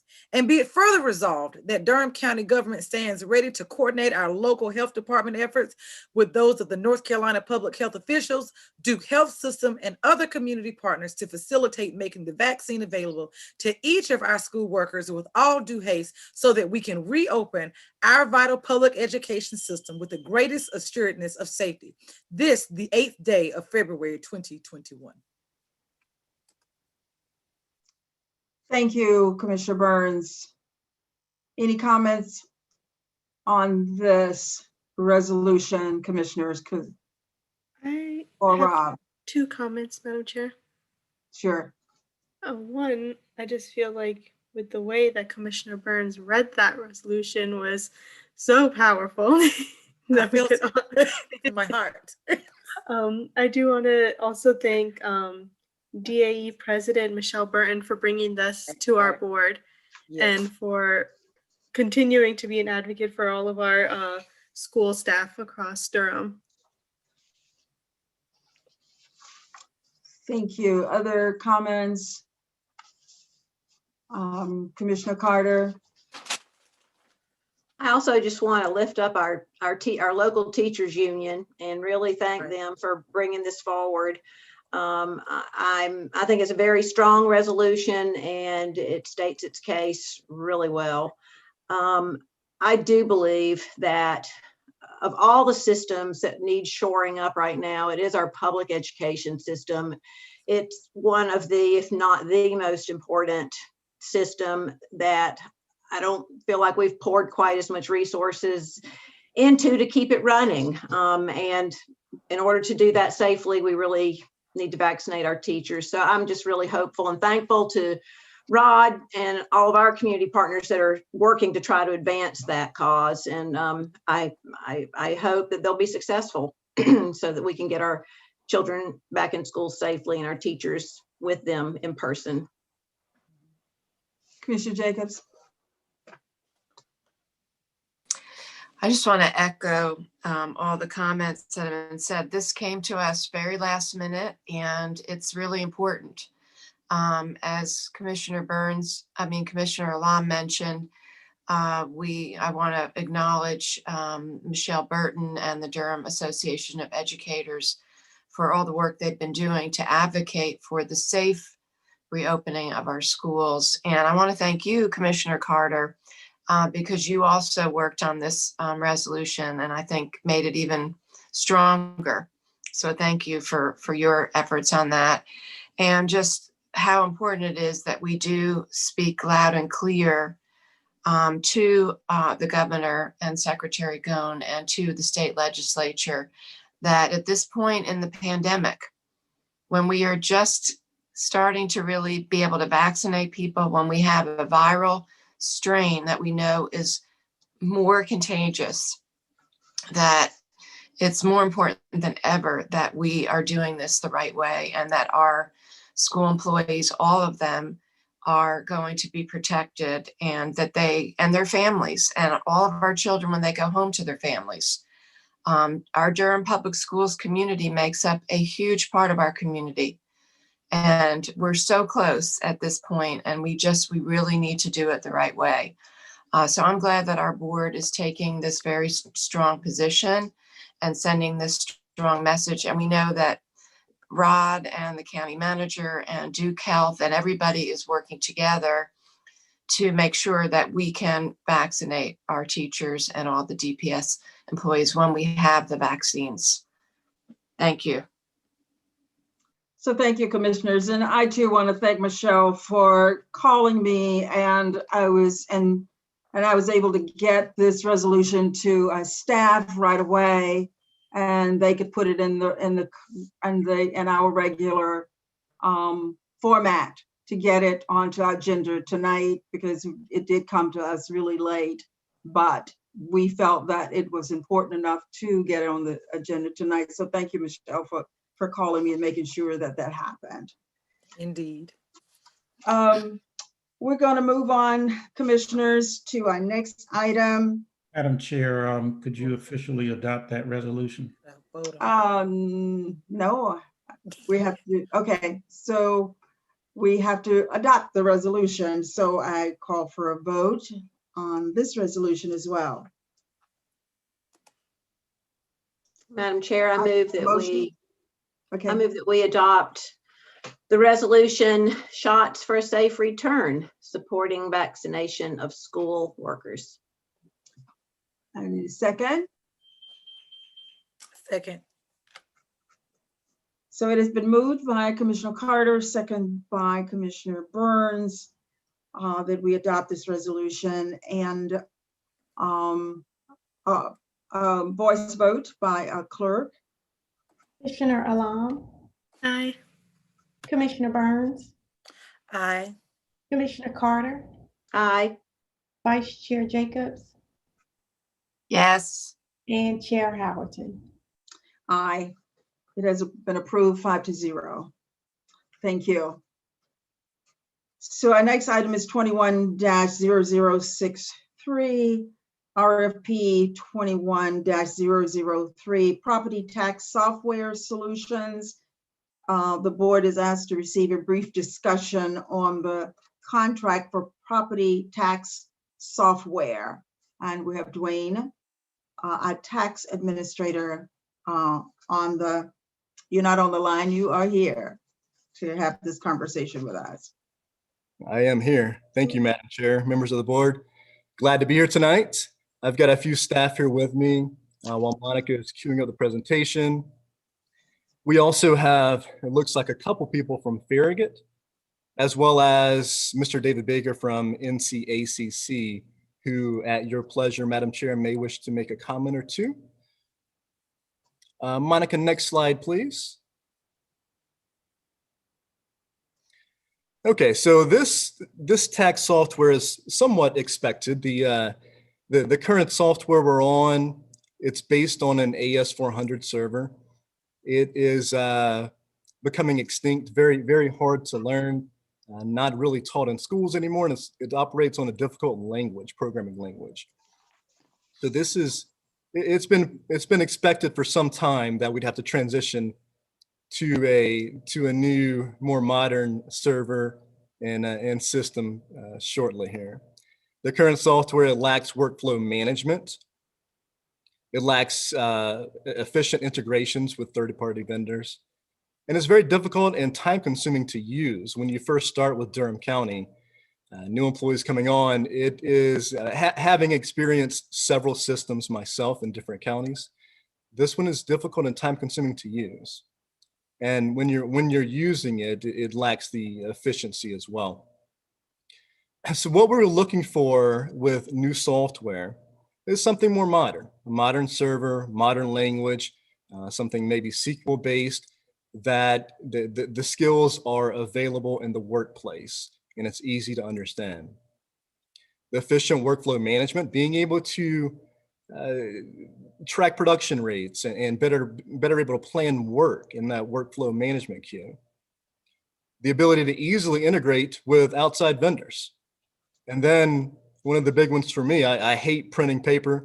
We have people that give us these hard copy calendars all the time, and it drives me crazy because I don't want to print. And with this system, some of the tools that integrate with it, it would allow us to go paperless. Monica, next slide, please. So the RFP itself, I worked with Durham County Purchasing, IS&T, Finance, Ms. Claudia, and we published the RFP, number 21-003. We got it published August 31st, 2020. The last day for questions, we called questions on September 16th by 3 p.m. And then we asked that all proposals be due back to us by October 1st, 2020 at 2 p.m. Next slide. The evaluations, we had 6 proposals that were submitted to us. All of them were very good. We were very pleased that we had 6 vendors that wanted to offer us their business and give us an opportunity to take a look at their proposal. We published the criteria in the RFP as far as the evaluation, what we were looking for, the scoring metric, how it will be evaluated was published in the RFP.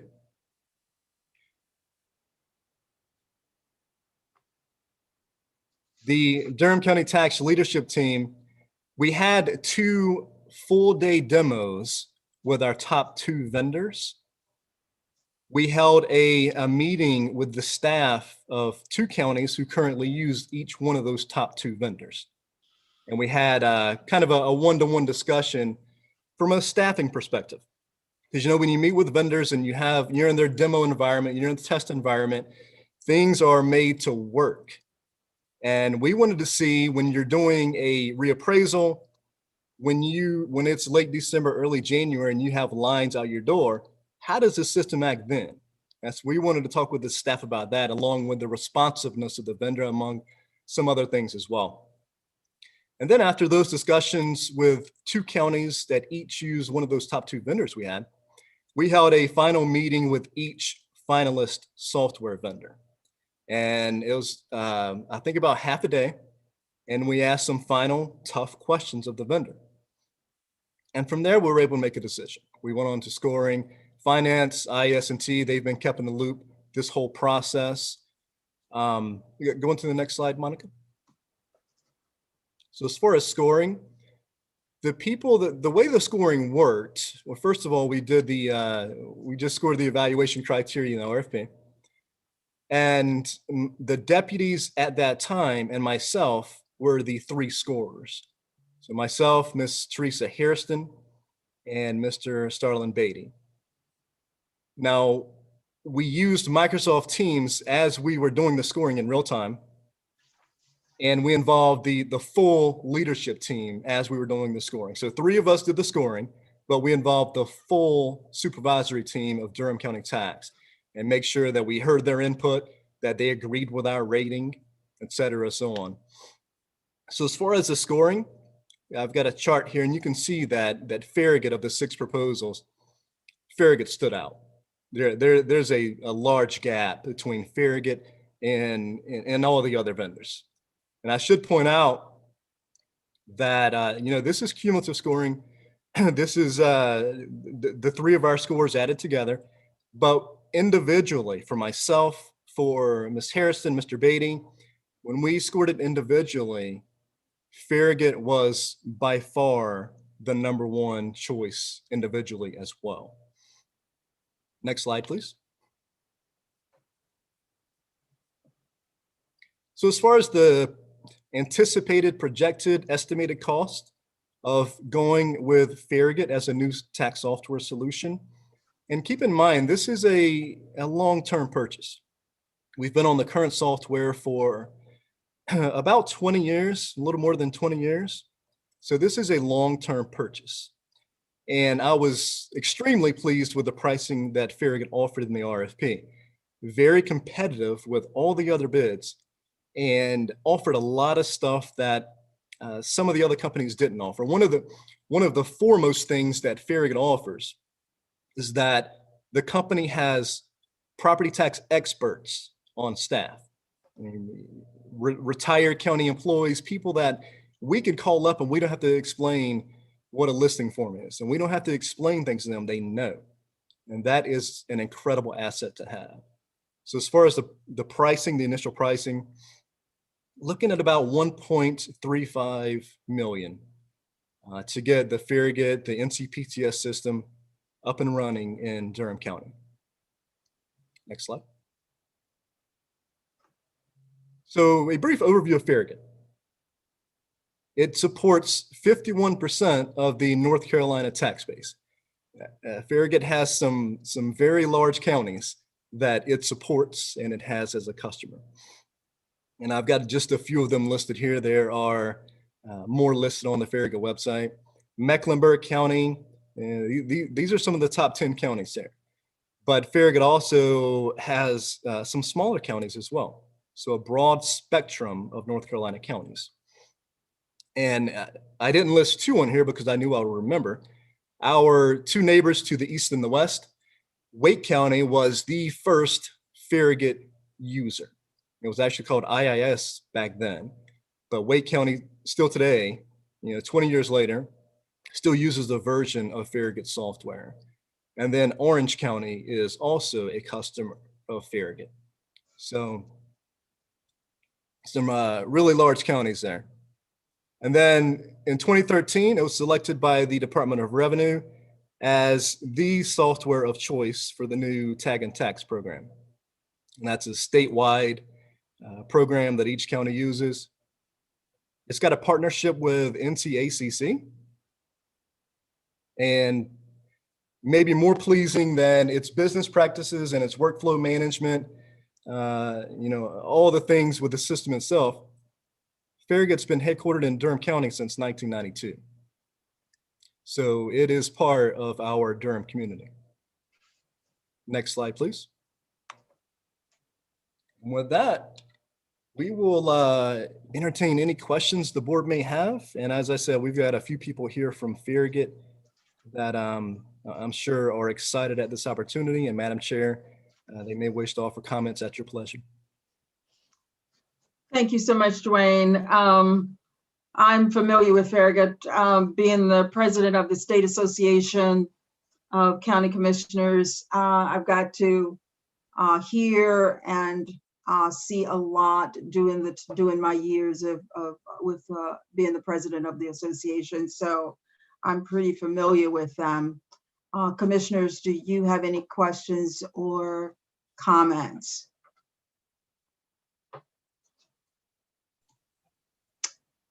Commissioner Carter. Well, thank you for the presentation, Dwayne. Thanks to you and your staff. I'm certainly supportive of this. I just had a quick question about the minority participation and the different attachments we received. The MWBE compliance review form said 0% of our goals were being achieved, but I swear I thought I read somewhere else, and I can't find it right now, so tell me if I'm crazy, but I thought I read that this was a 100% minority owned firm, in addition to being local to Durham. Am I remembering that right? That is correct. Mr. McDonald, do you want to explain the ownership structure of Farragut? Yes, our owners are minorities. So we are a minority-owned business, and also our, if you look at our staff, we are 62% minority. Our staff, which is based in Durham, is 62% minority. Great. I think the form you saw was related to if we were to use subcontractors, but our intent is not to use subcontractors. We're going to use our own staff. Okay. So it seems like it would be 100% then, not 0%, but I don't know, maybe I'm just thinking incorrectly as far as our goals go. Anyway, sounds great. Thank you. All right. Any other questions, commissioners? I wanted to just throw out a quick thank you to Dwayne as well for the presentation. All for you all being able to do your work seamlessly and more efficiently, especially I know it has not been difficult on staff during COVID, from finance to tax.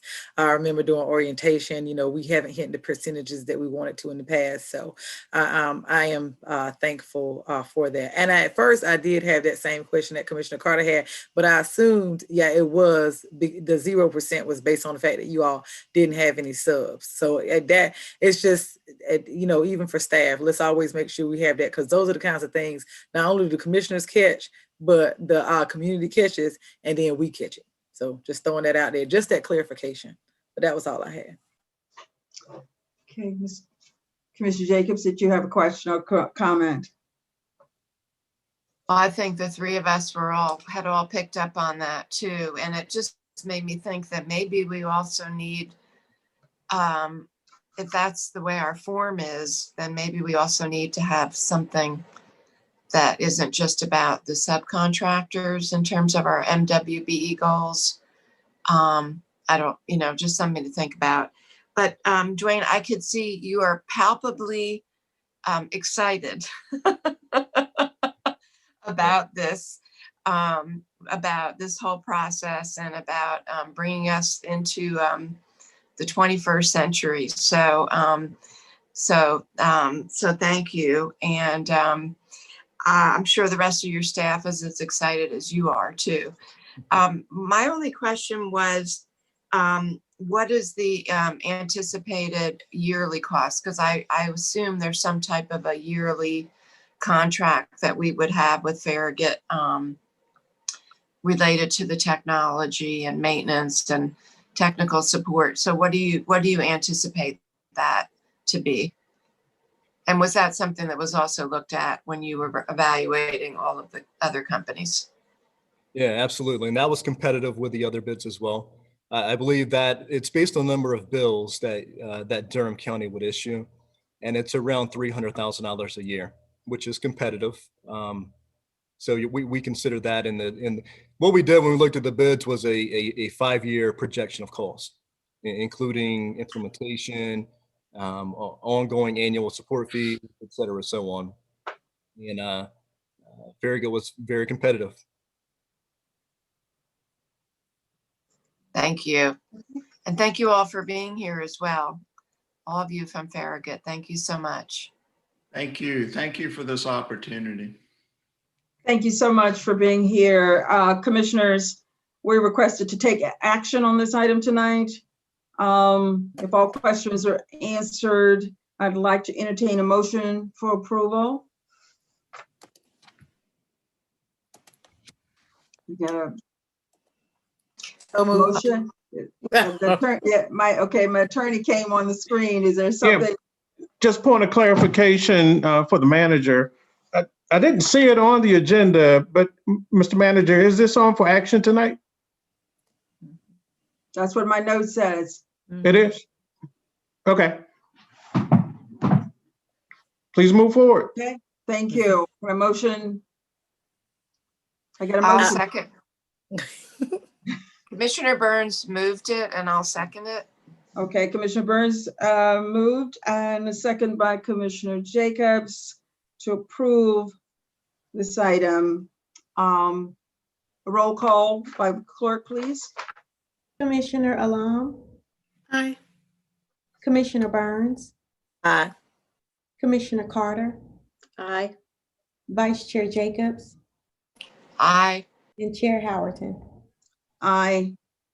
It passes 5-0. Thank you all.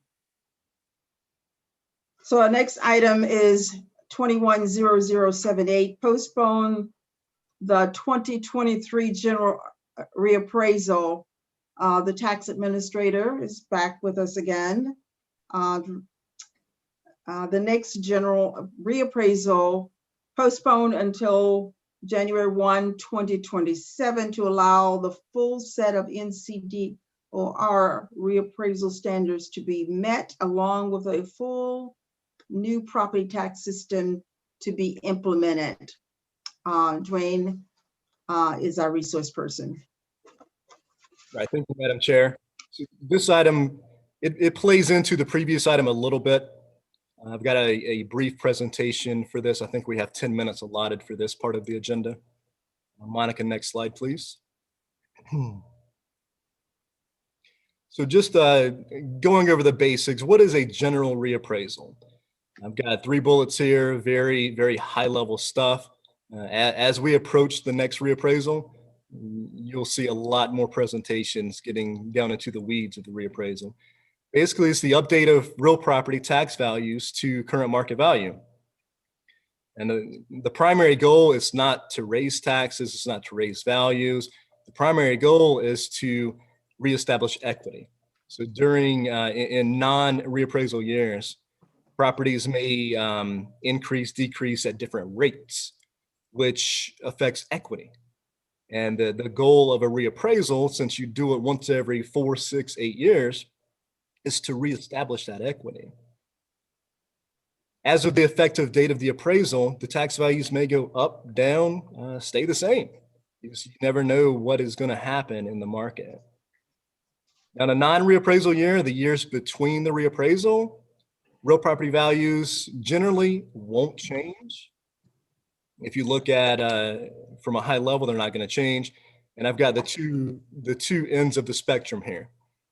Changes in the economy, like we're seeing right now. If we don't do a reappraisal, then there will not be a change in the tax value, whether that's up or down. Now, the other side of that is physical or legal changes. If you go out there and you build a house or you add a deck, something like that, then even if it's a non-reappraisal year, the tax value would change in that situation. So those are, when you talk about 125,000 parcels, those are a fraction of what we see. Next slide. All right, so some applicable state laws. 105-286, and this is where it gets exciting when I start quoting statutes. All North Carolina counties must conduct a general reappraisal at least once every 8 years.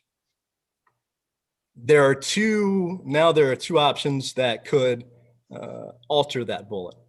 One is a mandatory advancement, where if you have a population of 75,000 or more, and based on some sales ratio numbers, if you can trigger a mandatory advancement.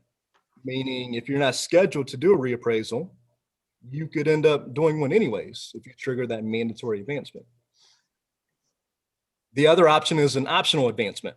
So if, your individual county, and probably, I'm not sure what the exact number is now, but probably half the counties have advanced the schedule more frequent than 8 years. and the counties have that option. 105-283, it's a uniform appraisal standard. Everything in North Carolina is appraised at 100% of market value as of the date of reappraisal. So our last reappraisal was January 1, 2019. All real property values in Durham County reflect market value as of that date, not today's date, as of that date. Next slide, please. So some background and some complications. Previous general reappraisals in Durham had one 2008, and then we had one 8 years later in 2016. We had one 3 years later, which was our most recent one, January 1, 2019. And now we're scheduled for 2023. You can kind of see how the history of the reappraisals in the past. So some complications we have dealt with and are dealing with. The reappraisal standards basically start, I think it's 3 years out. So we were scheduled January 1, 2020 to start on the new Department of Revenue reappraisal standards. And we did. The first step is to collect a 1% random sample to test the quality of your records. And we were getting there. Then March 6th came and we had some issues to deal with. So that kind of put us off track a little bit. And then that was the left hook, and then the right hook of COVID-19 came. And put us all working from home and not being able to get out in the community. So we fell behind significantly in the best practices, the reappraisal standards as established for our state. And then of course, the last item we just heard was that with our next general reappraisal, we were hoping to be on the new property tax software. And you know, those three events combined kind of put us behind with that as well. Next slide, please. So what are the consequences of delaying the 2023 reappraisal? The main thing I wanted to look at before I proposed this to the commissioners was the equity.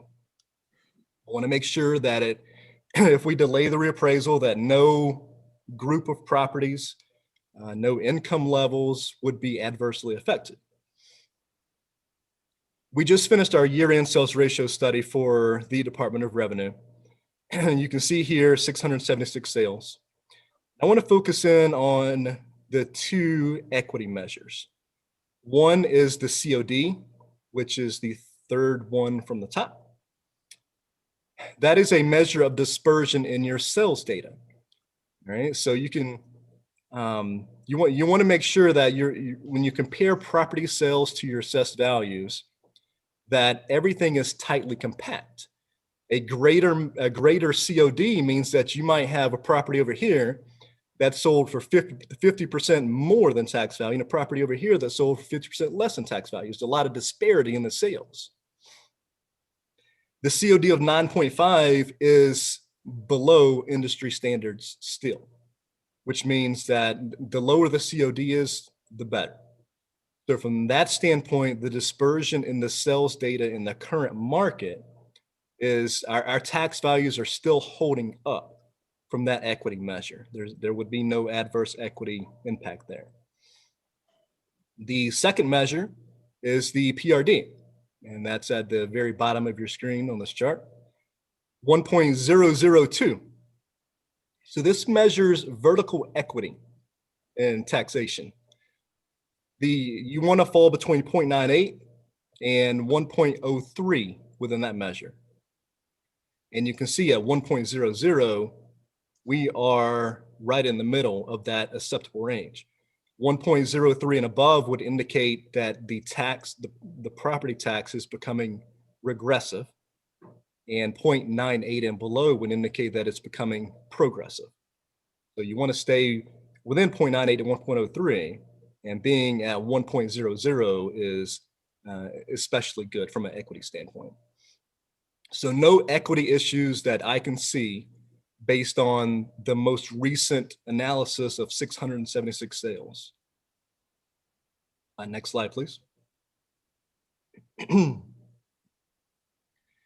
All right, so the requested action would be to delay the 2023 reappraisal to 2027, January 1, 2027, unless we trigger the mandatory advancement. And, you know, if we do that, then I would come back to the board and advise you of the situation that's beyond our control. But I would say that we push it out to the full 8 years, kind of like Durham did in the 2008 to 2016 reappraisal. All real property equity measures, they're in line. There's going to be no adverse impacts on any group of properties by delaying this, as long as these trends hold up. The new software could be fully implemented prior to the 2027 reappraisal work beginning. Usually takes about, I would say, going on a new system, about 2 years, beginning to end, to do a reappraisal. And then lastly, the new best practices reappraisal standards by Department of Revenue, they could be fully met. And I believe with that, I will entertain any questions the board may have. Yep.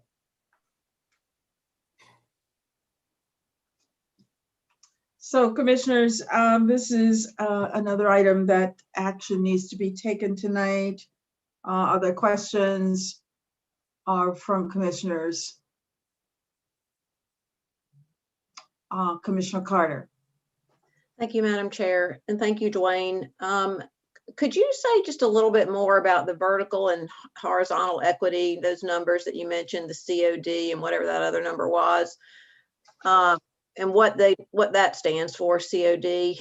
I just didn't quite understand that. It seems like that's kind of the critical piece, critical piece.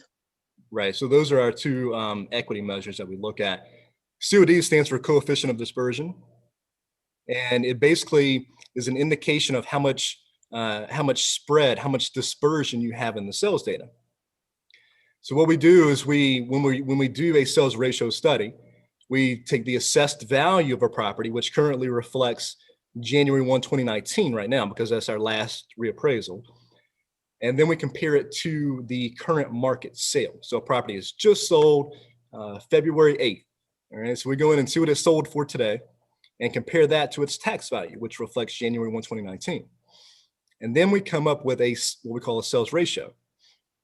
And that percentage is basically, it shows what percentage tax value is of that sales price. Then you do it in aggregate, all right? And you come up with the coefficient of dispersion. And I just took an 8-hour exam on this, so I know like all the steps to it. I usually wouldn't probably remember all this without reflecting a textbook, but it's just so Dwayne, let me interrupt you just for a second. Can you give some, because you're giving us, I think, kind of giving the public a little bit of jargon. Can you give them numbers with that so it kind of makes sense? Right. Yeah, so the coefficient of dispersion, it's just a measure of how tightly compact the sales are. All right. The lower the coefficient of dispersion is, the better our tax values are holding up to market sales. Okay. And then the price related differential, the PRD, that's a measure of your vertical equity. So that's the one I really didn't understand. That one especially didn't make sense to me. Right. So if it's above 1.03, I say we calculated, the system calculates it for us. When you calculate the PRD, the price related differential, if it comes out above 1.03, then it means that your tax assessments are regressive. Right? Can you tell me what you're measuring there? I mean, that I remember that part. You know, if it's too high, it's regressive. If it's too low, it's progressive, which actually sounds good to me. Maybe not for revenue collection, but like it, I understand the coefficient code, that the first one, the COD, what you're actually measuring here. I don't really see what you're measuring. I could just accept what you're saying, but it would be so much nicer if I actually understood it, sort of. Right. So this all goes off the sales ratio study. So it's all comparing when a property sells to its tax value. All of these stats, it compares that sales ratio. All right, so the price related differential is the, I think it's the mean divided by the weighted mean. All right, so you take these 676 sales that I just showed you, that the aggregate report, you take all those and you add up, you calculate the mean ratio of all those 676 sales and then the weighted mean, and you divide them.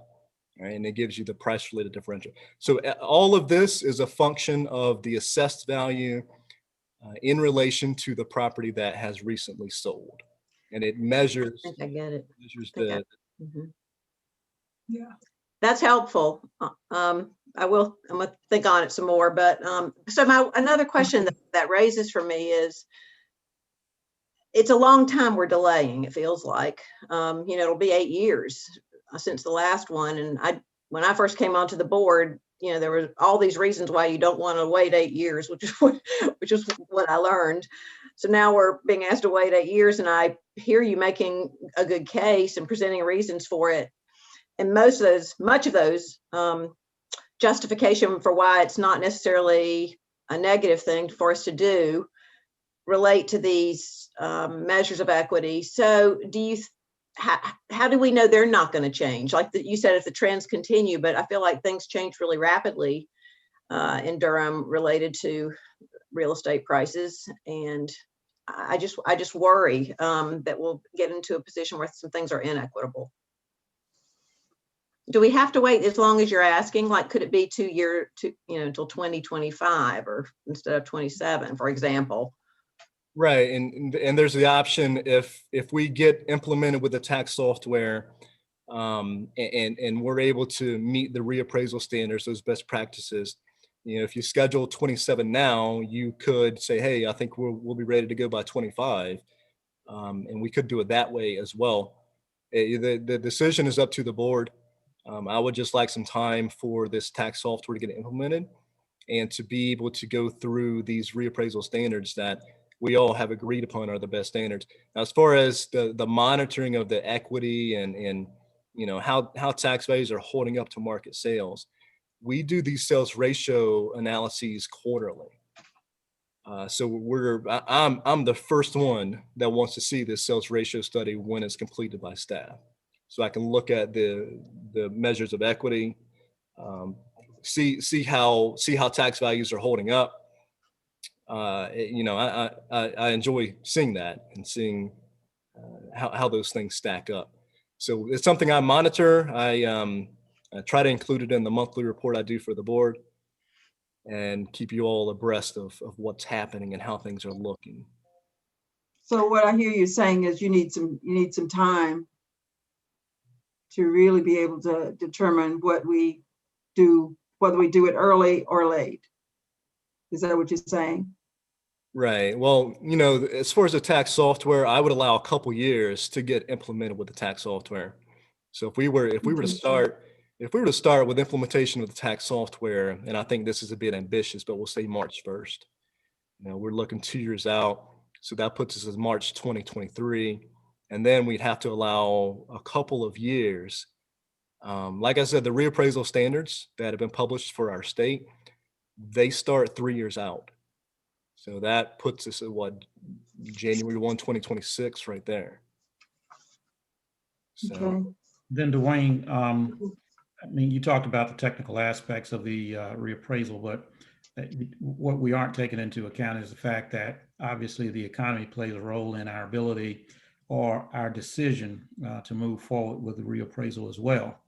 And so, obviously, sort of from a historical perspective, you never want to consider that when you're in a recessed economy, which subsequently is where we are now. And we couple that with the fact that we're instituting a new software. There are a couple of different learning curves that are taking place. One, obviously understanding the implications from the software, number one, and number two, making sure that the software is in fact right. But the second piece, of course, is having a better gauge on essentially where we are economically and folks' ability to pay. Because obviously in a recessed economy, even though we have census tracts in neighborhoods where property is still moving and moving very well, you could run into a situation of sticker shock, quite frankly, in some neighborhoods. And Dwayne talked about those various disparities between neighborhoods, and that could create some problems for you. And so what Dwayne is recommending and suggesting is probably the best approach for us. This is the third reval I think I've been a part of here in Durham County over the last 20 years. And so, what he's offering is the best advice. And Mr. Manager, you bring up a good point, if I can take just a second. I actually did my master's thesis at UNC on property tax and love it so much, so why not take it to school? And I did it using actual county data and during the Great Recession. And it basically, what I was looking at was how does the tax burden shift if you do a reappraisal during a recession? And it showed clearly that if you do it during a recession, it becomes much more regressive. The higher value properties, they fall in value much more so than the lower value properties. And that creates a much more regressive property tax. Okay, so Madam what's Chair, the I have a pleasure? question. Okay, we can take maybe another 5 minutes on this item, commissioners. We've got another hour of items to go. So make your questions pretty quick, okay? Yes, ma'am. Dwayne, I had a question. So and for Manager Davis as well, is it possible if we're putting the reappraisals on hold to do a more targeted effort in the meantime of providing reevaluation or reappraisal opportunities for Black and Brown community members and individuals with incomes below certain AMI within Durham County?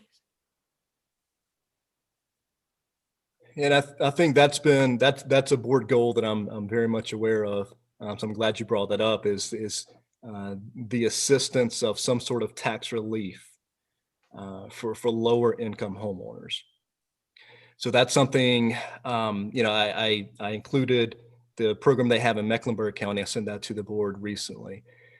So while we can't reappraise those properties, we are trying to be as creative as possible and finding ways to assist that population, because we don't want to create a burden. So we're looking at all possibilities with helping in that area. So Dwayne, the way the Machinery Act reads, though, when we do a reappraisal or revaluation, we have to do it countywide, essentially for all properties. I guess that goes to the heart of the question that Commissioner Lum asked, right? Yeah, exactly. The properties that are being affected by gentrification, they would be reappraised. Like the higher value, every property in Durham County would be reappraised to current market value. Yeah, thank you. So I just want to, thank you, Madam Chair. I just want to follow up on something that Commissioner Lum just noted that was mentioned in her question, which I was going to raise tonight, is that I'm very concerned about how the pandemic is impacting many of our residents. And we know that housing is the number one issue. We see it on the resident survey. We're seeing it in the comp plan comments. We know that the most expensive form of assistance that we've been spending money on coming into Durham County has been rental assistance. We know people are being challenged even on commercial leases, paying rents. But so I would, and Dwayne, I really appreciate that you tried your best with the tax deferral program. But the fact is we only had one homeowner in Durham County take advantage of the deferral program. And you did bring to us this new information about Mecklenburg County. So I would like to see what the other commissioners feel about this, but I would like us to be able to bring the tax assistant grant program back for discussion to our board in light of the new information that we have from Mecklenburg County, and plus just within the context of everything that people are dealing with on our community, and knowing that one of the most important systemic things that we can do for our longtime low-income homeowners, many who are people of color in our community, is to implement this type of tax relief program. So I would like to suggest that we either discuss it at our retreat or at our meeting on February 22nd for our board to discuss this further. And I'd like to hear from other board members on this. Thank you, Dwayne.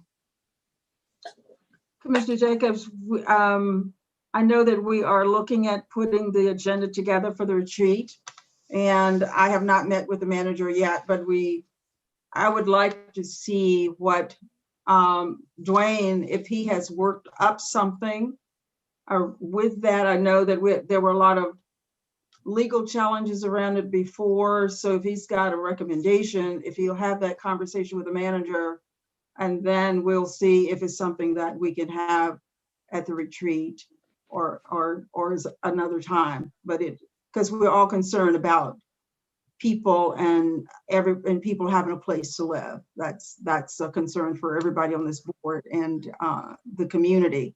So if Dwayne has something that he wants to present to us, or if he wants to present it later after he's gotten some numbers together and have a conversation with the manager about it, would be great. Can we do that, Dwayne? Yeah. Okay, great. All right, thank you. Madam Chair, I'm really sorry. I'm just feeling unreadiness with this issue. Yeah, it just feels like, I guess I'm wondering, could we discuss this whole thing in general a little more at the budget retreat? I feel like the ramifications of this could be really significant as far as what our revenue streams are going to look like. And I worry about, sticker shock. It seems like waiting 8 years is going to lead to sticker shock because, gentrification is going to continue, presumably, especially surrounding downtown, who knows where. And then after, 8 years instead of 4 years, it just seems like it's going to, the difference between what people are paying now, what, the new value is going to be extreme and exaggerated. Dwayne, can you tell us what's the difference in proving it tonight and waiting until we have our board retreat? What's the impact that we have to consider? I mean, that may be doable. I know the Department of Revenue has been on me about submitting the third step in the reappraisal standards, and that's developing a reappraisal plan. So, I think we would have to start as if we're moving forward with a 23 reappraisal tomorrow because we're behind. And so the impact would be the work we would have done until the board retreat, because we've got to work on the assumption that we're doing a 23, absent a board vote tonight. And if that's the case, then we got to get our staff out in the field, visiting these properties and talking with the homeowners and getting our stuff ready to go. Not to mention, the public relations component of the reappraisal and getting out in the community. And the challenges of that today, be a lots of, I guess we do Zoom meetings and things like that, but we would have to get working on it. So what's the pleasure of the board? Commissioner Howerton, and I do understand where Commissioner Carter's coming from, and I do hear you about sticker shock, but to allow these appraisals to stay stagnant right now might be of benefit to some of the poorest people in the community. I would hate to be doing a reappraisal when we are still struggling with the pandemic. We are still trying to get our folks back to work, and a reappraisal in 2023 might be a worse sticker shock for some of these people who have not even started back working yet, who can't even pay their bills yet. And so I do hear you about 2028, but I'm not struggling right now with kicking the can on this one down to 2028, like some of the other commissioners might be, especially knowing in 2023, they might not be able to pay what we're asking them to pay, or be able to afford the taxes that we're asking them to pay in 2023. And so those are my thoughts. I've been silent because I want to hear the conversation, but I'm on the other end of the spectrum on that one. Okay, I'm sorry this didn't come to us at a work session, so we could have had a little longer to deliberate on it. I don't know. I am feeling unreadiness. I see both sides. I totally understand what Commissioner Burns is saying. I see my side. I hear the manager, and I hear you, Dwayne. You know, you've provided really good reasons for delay. I question the length of the delay a little, but you know, I'll have to defer to y'all's judgment on that. I'm just saying, I do feel unreadiness on this. Can I offer a little compromise? So one of the other options, commissioners, if you want to discuss it longer, we could always move it to the end of the agenda and finish with the other two items, and you can continue to discuss it. Madam Chair, could I just offer one kind of compromise that might help Commissioner Carter? Go ahead. So Dwayne, you mentioned that maybe the earliest could be 2026 instead of 2027. So just pushing it up 1 year. It sounds like it's not feasible to do it. For instance, what you said is the new system's going to take 2 years. So that automatically pushes us back to 2023, just to begin with, because we're implementing a new technology, right? And then we've got 2020. So then we're at 2023. And you said, well, it takes a good 3 years to implement what the new standards are. So that would get us to 2026. Mm-hmm. So just even logistically speaking, it sounds like we just even cannot do it before 2026. So I'm just wondering if we push it up to 2026, is that doable for you? And then maybe addresses Commissioner Carter's concerns about how long we're waiting. Yeah, I mean, I think we could do 26. So the reappraisal standards, they start January 1st, 3 years out from the reappraisal.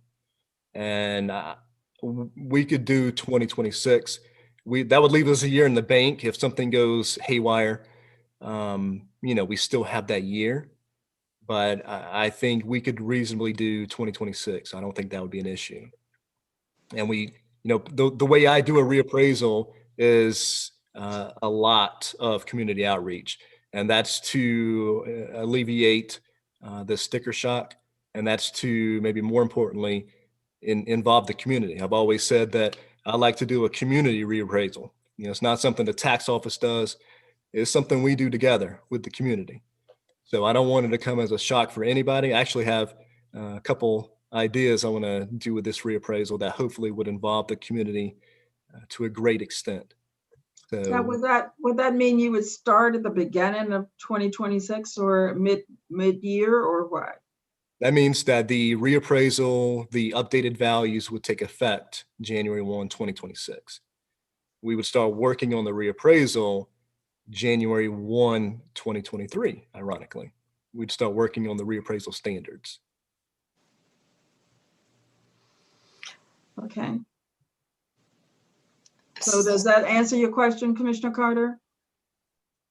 I mean, I'm happy to vote. I just feel, you know, like I would have, I don't feel as adequately prepped as I sometimes do. And I just, you know, maybe I should have dug a little deeper on my own, but anyway, I'm ready to vote. I will vote to support. And just so we're clear, I want to jump in. Are we, because the current motion pushes it 28, are we making a motion on Commissioner Jacobs' suggestion? That's what I want to make sure we do. be January of 2026 rather than January of 27. Right. Okay, so yeah, I like that suggestion, Commissioner Jacobs. Okay, so do we have a motion and a second on this one? On January, that the reappraisal is postponed until January 1 of 2026. All right. Is that a motion, Madam Chair? I need a motion and a second. So moved. A second. I'm seconding it. Okay, it's moved and properly moved by Commissioner Burns, second by Commissioner Jacobs, and I need a voice vote. Monica? Commissioner Alam? Aye. Commissioner Burns? Aye. Commissioner Carter? Aye. Aye. Vice Chair Jacobs? Aye. And Chair Howerton? Aye. Approved 5-0. The next item is 210102, fiscal year 2021 update. The board is requested to receive an update on projected expenditures for FY 2021, and our general manager, Claudia Hager, will lead the discussion. We'll also have Susan, CFO, Keith Lane, Budget Director, and Kathy Everett Perry. So we got the whole gang tonight. Okay. All right. Go ahead. Hi there. Good evening. I trust that everyone is well, and Wendell will also weigh in on this. This is a continuation of our conversation a couple of weeks ago when we gave the board a fiscal update. And this will allow us to give you a little bit more details. There were some questions asked about expenses beyond what we presented, and just to gauge sort of what are some of those items that we know are on the horizon. And Monica, we can go to the next slide. I just shared pretty much what we'll be talking about. It's not many slides here. A quick recap of what we did, some conversations about the outstanding expenditures, information about the mid-year salary review, and some additional information on the differential and hazardous pay. And we can go to the next slide. This is a slide from our conversations before, but just in case some may need some reminders, and we may have some who are watching who are less familiar. We limited the 2021 budget growth. And so we did that through freezing positions, except when there were some exceptions that were related either to COVID-19 or other compliance areas. We also froze positions in a way that was different than in prior years. We set aside a certain amount of lapsed salaries to help us plan for unanticipated expenses related to COVID-19, as well as the potential revenue losses. We also set aside a pool of dollars that would offset COVID-19 expenses. That was at $4.5 million. And we did defer doing capital purchases, as well as other expenditures that could wait. The manager basically shared with departments to try to hold the line, and that's a theme that was heard across the board at many entities. And we can go to the next slide, Monica. And one of the things that we talked a little bit more detail during the last conversation about sort of where the revenues were. We at mid-year were collecting our revenues about 5% higher than budgeted, which was a positive thing. And we were slightly lower with our expenditures. So with that, we shared with the board, we could handle some one-time expenses and a future planned expense as it related to some school priorities. But we also came back to the board. We shared with the board, we would let them know some of those operating expenses that we anticipated happening the rest of the fiscal year. As you know, we did receive dollars from the federal government and state entities to help offset costs associated with COVID. As we're now in February, some of those dollars are no longer there, and we've been planning for that. Also, there are expenses that we put on hold at the beginning of the year. And with those expenses, we are now presenting this list to the board.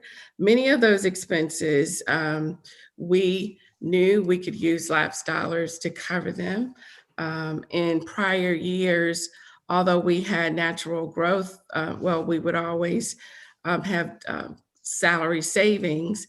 The savings are at a higher percentage because of the way that we had planned, coupled with the dollars that we have received to help offset some of COVID expenses. We are hopeful that there are additional dollars that are allocated to jurisdictions with the new administration, but we also know we have to live within our means and try to plan accordingly. If you look at the list, and we will not spend a lot of time on the list, but just wanted to share some of the items that are there. There's also a memorandum that Wendell shared with the board that's also in the item that you can review later. And these are things, again, that we can talk about in upcoming meetings, as well as the upcoming board retreat for planning for the budget. The budget team right now is working with departments and fleshing out their projected cost or priorities for next year. Those items aren't due until a few weeks from now, but they have a good sense of many of the priorities that are coming down the pipeline. Although we focused on some of the major things that are happening right now that we need to address. At the retreat, Keith will give us an overview of those details and those items in more detail. And we'll also use work sessions to talk about them further. Some items that you'll see on the list are quite familiar, such as our dollars that we are budgeting for security or temporary personnel related to security and equipment. For general services, as you can imagine, a lot of our expenses are due to COVID and increased cleaning cost. We actually went out to bid for additional vendors to assist with cleaning, and the bids came in significantly higher, almost 3 times as high as in previous years. And so although we're revisiting how we proceed with that, those are some of the realities that we're dealing with, and information we'll share more with the board. Some of the items you'll see on the list we've talked about before, but we had to put a placeholder on them: the public safety warehouse lease, the allocation, a potential allocation for learning centers for some of the outlying months.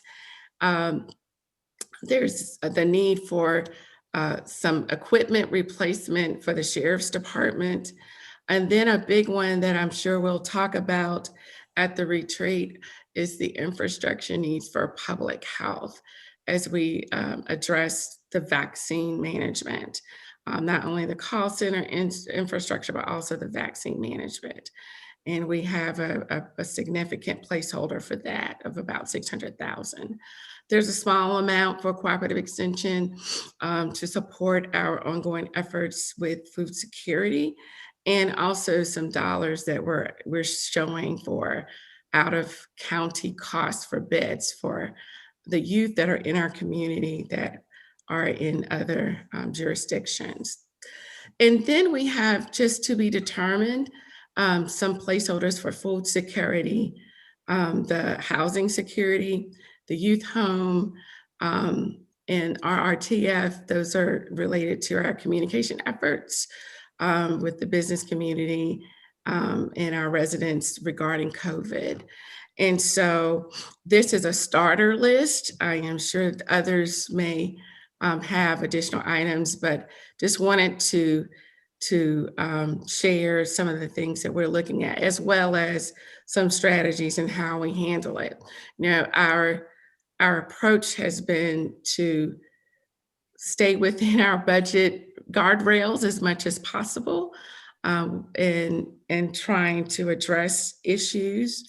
One of the points I was going to make, and the manager probably will jump in as well, but it wasn't his note. We did get reaffirmation of our AAA ratings status with both Standard & Poor's and Moody's. And we sold bonds today, and Susan can jump in.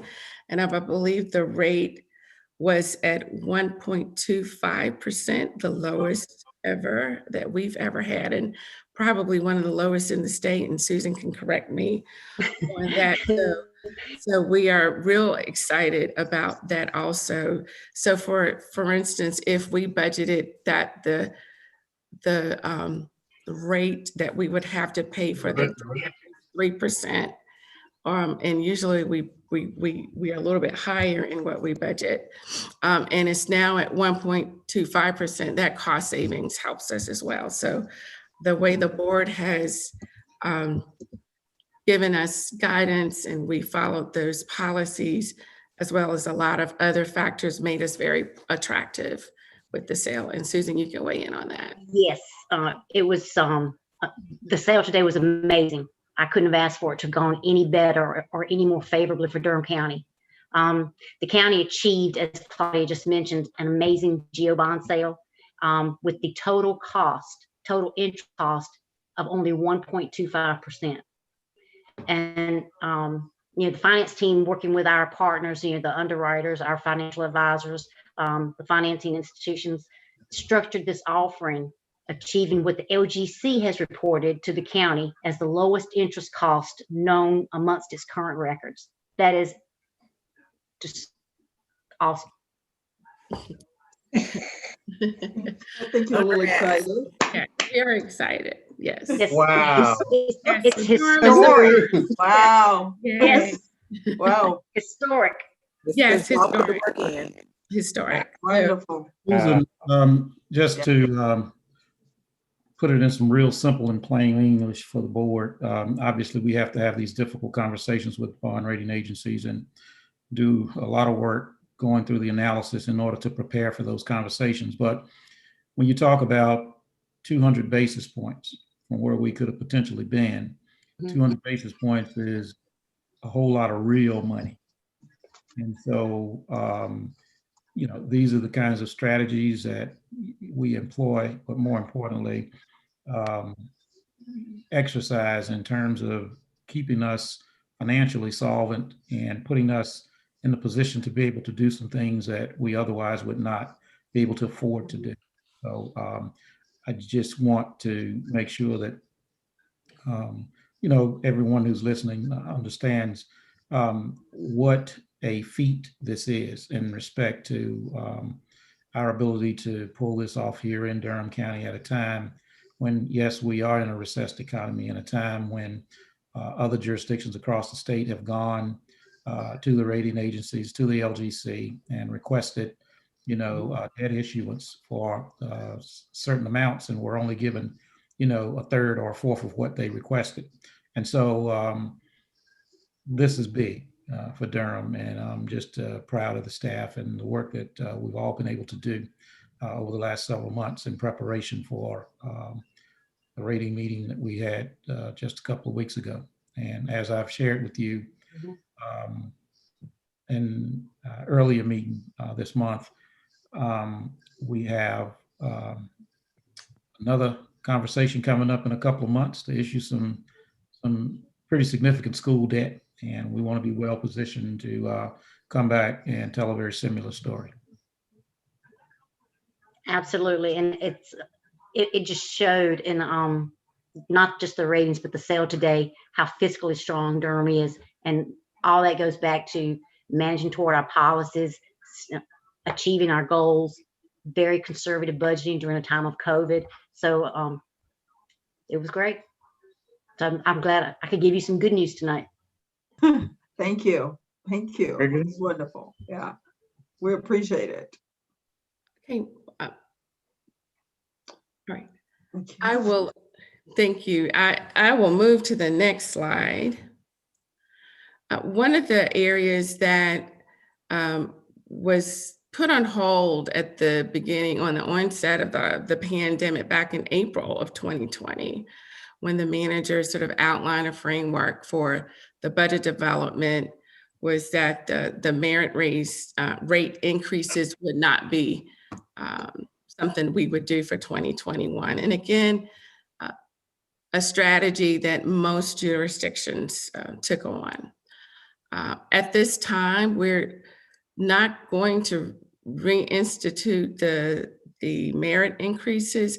However, there's a recommendation to institute a new leave for this year that will allow employees that have been hired as of January 11, 2021 to receive 3 weeks leave.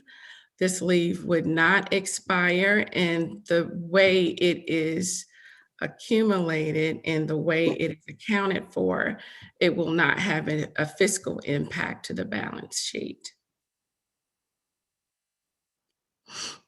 And we can go to the next slide. Claudia, let me just weigh in on a couple of those things. If you go back to the earlier slide, Monica. Commissioners, the reason that this is so extremely important, as you've heard me say before, we did real well through the mid-year in terms of keeping our revenue where it needs to be, but also managing our expenditures. By the same token, we've got 5 more months to get through. And while I would like nothing more than to be able to reinstitute merit increases, there are considerable unknowns that could be in the pipeline.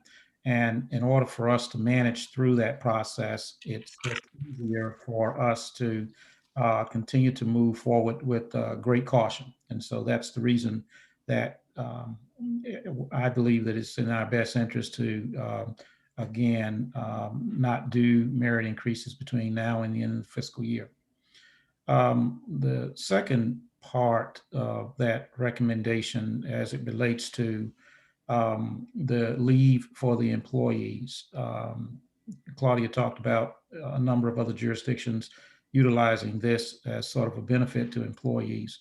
While I want to do this, and I think it's perhaps the appropriate thing to do, I want to be perfectly transparent with you and say that, again, we had a number of vacant positions up through the mid-year, which in essence means that we have a lot of staff in a lot of different departments that's doing double time. You heard the public health director on earlier talking about the stress that his staff and the nursing staff and others were under. That's across the enterprise where we have people working.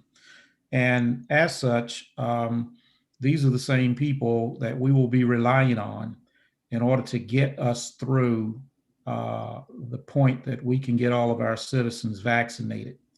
And so while we are granting, or while I would recommend granting this leave, I also want to say that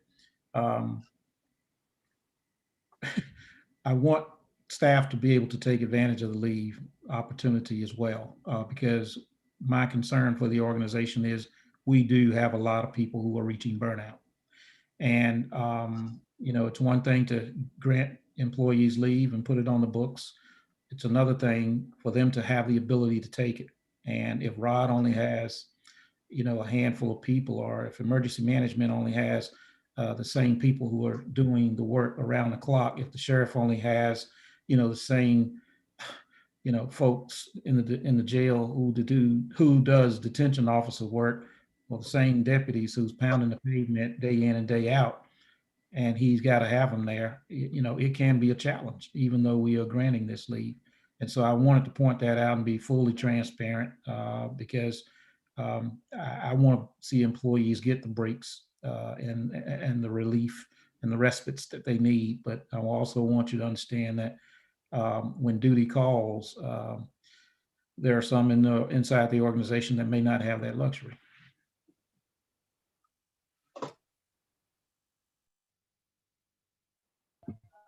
And this is Susan. To clarify regarding the third bullet, this leave would not be considered vacation. So there's no accrual, which means there's no balance sheet impact. If the employee were to leave before they've utilized the vacation or this leave, there would be no payout. Right. Mm-hmm. So I have a quick question. So so that means if an employee takes a day off, they just get paid the regular salary? Is that what you're saying?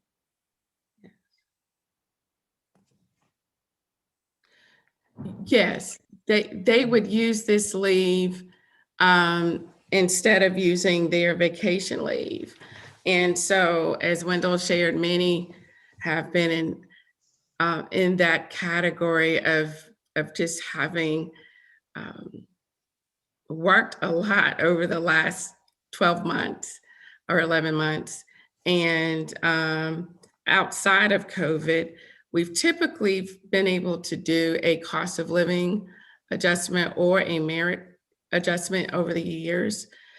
Many jurisdictions have, or many places have used this as a way to do a leave or a way to show appreciation to the staff and it not cause a impact from a cost perspective to the organization.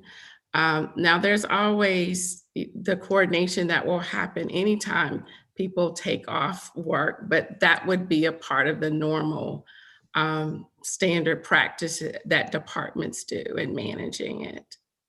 Okay.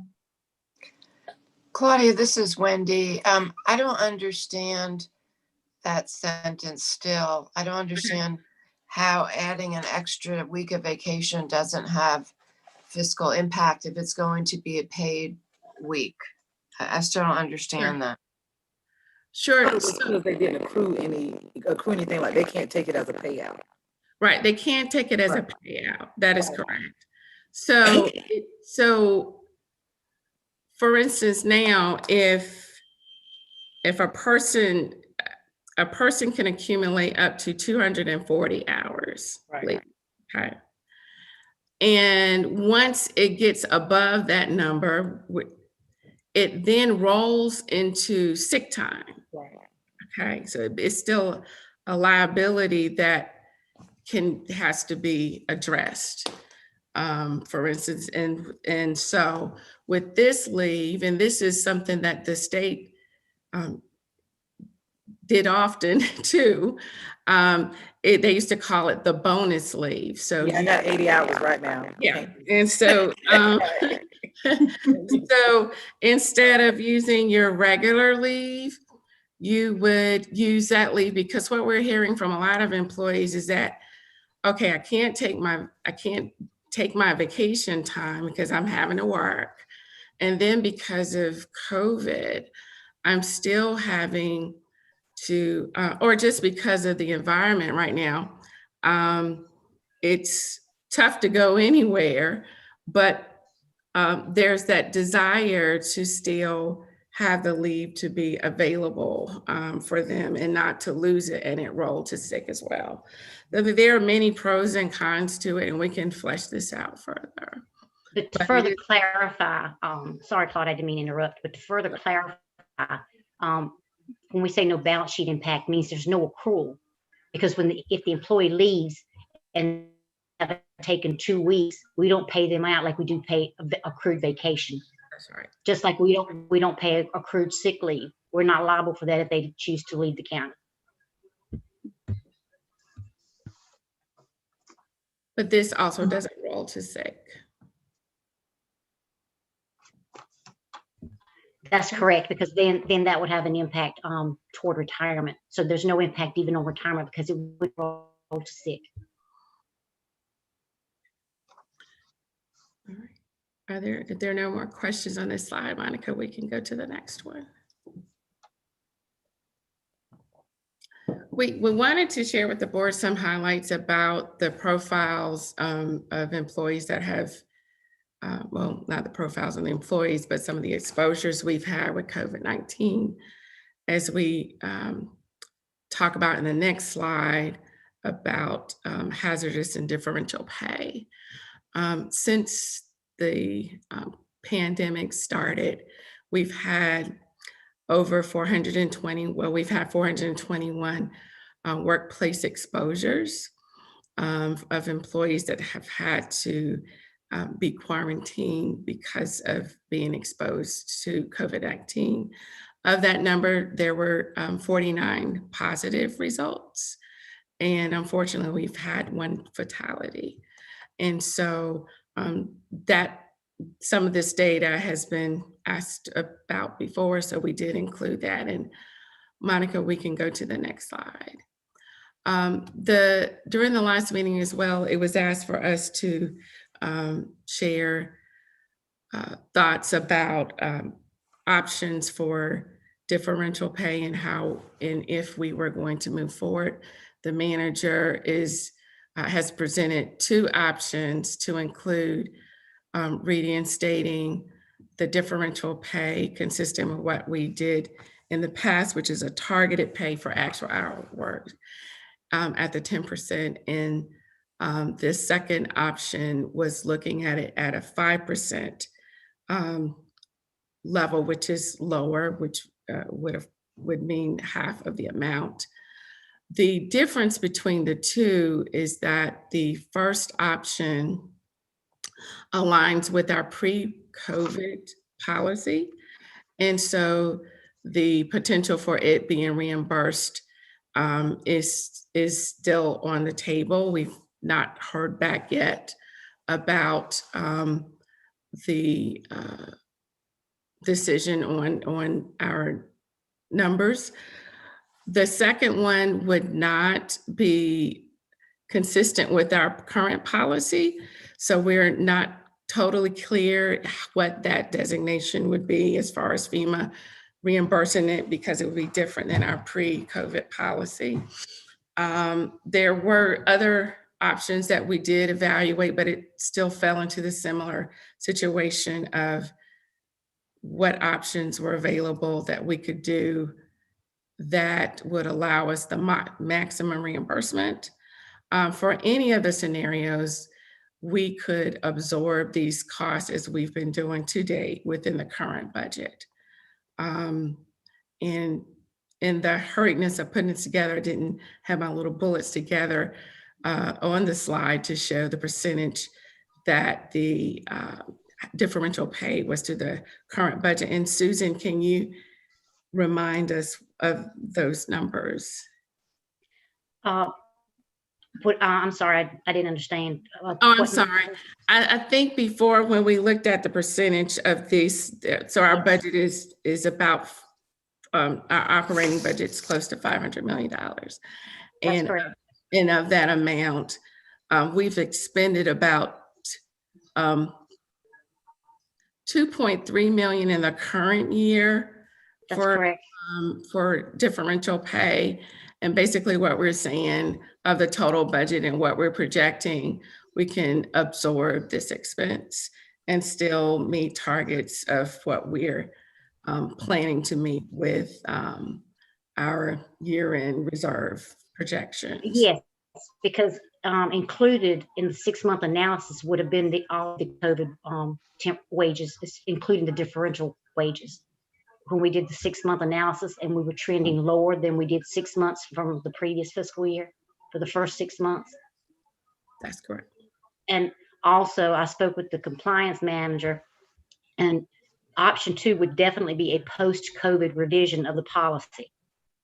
And remember, FEMA said no revisions post-COVID should be reimbursable by FEMA.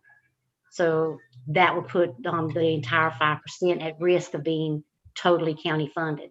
So I'm just making that you aware of that, because I did have that conversation with our compliance manager this afternoon. And Monica, we can advance to the next slide. As far as next steps, this is a slide similar to what we shared before. We're continuing to evaluate our expenditures and looking at what's most pressing.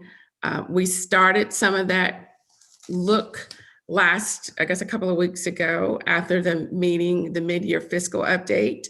At the budget retreat, we'll have better information. And as I shared, the budget department is working with various areas to figure out what are some of the most pressing issues for next year we need to look at, as well as if there are some other issues that may bubble up beyond the list that I just talked about. We'll not go through the other bullets, but our retreat is it seems like a few days. And from the conversations, though, we may need a 20-day retreat. But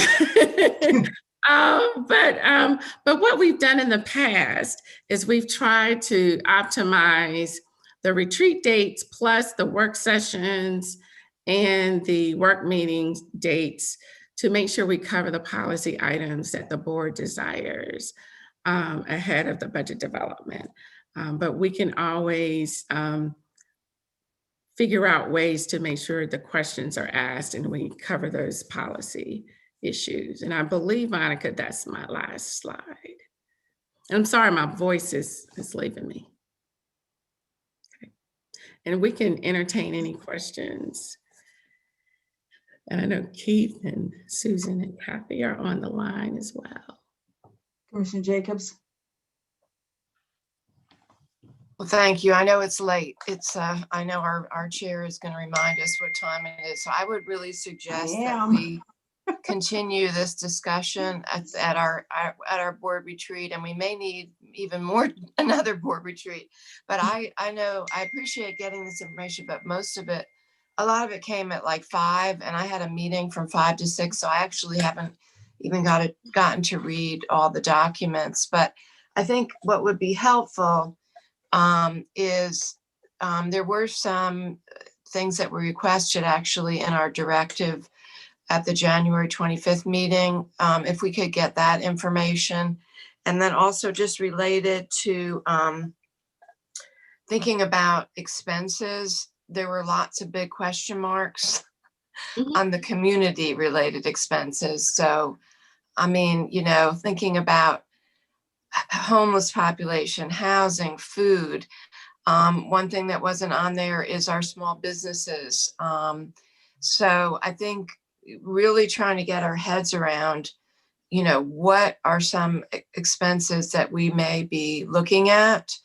And I know, I guess also, again, we don't have time tonight, but looking at that $4.2 million that was set aside, that there's some reference to trying to use some of that now, but because that was over 2 million just I saw on that chart that you just showed was just mostly internal county stuff.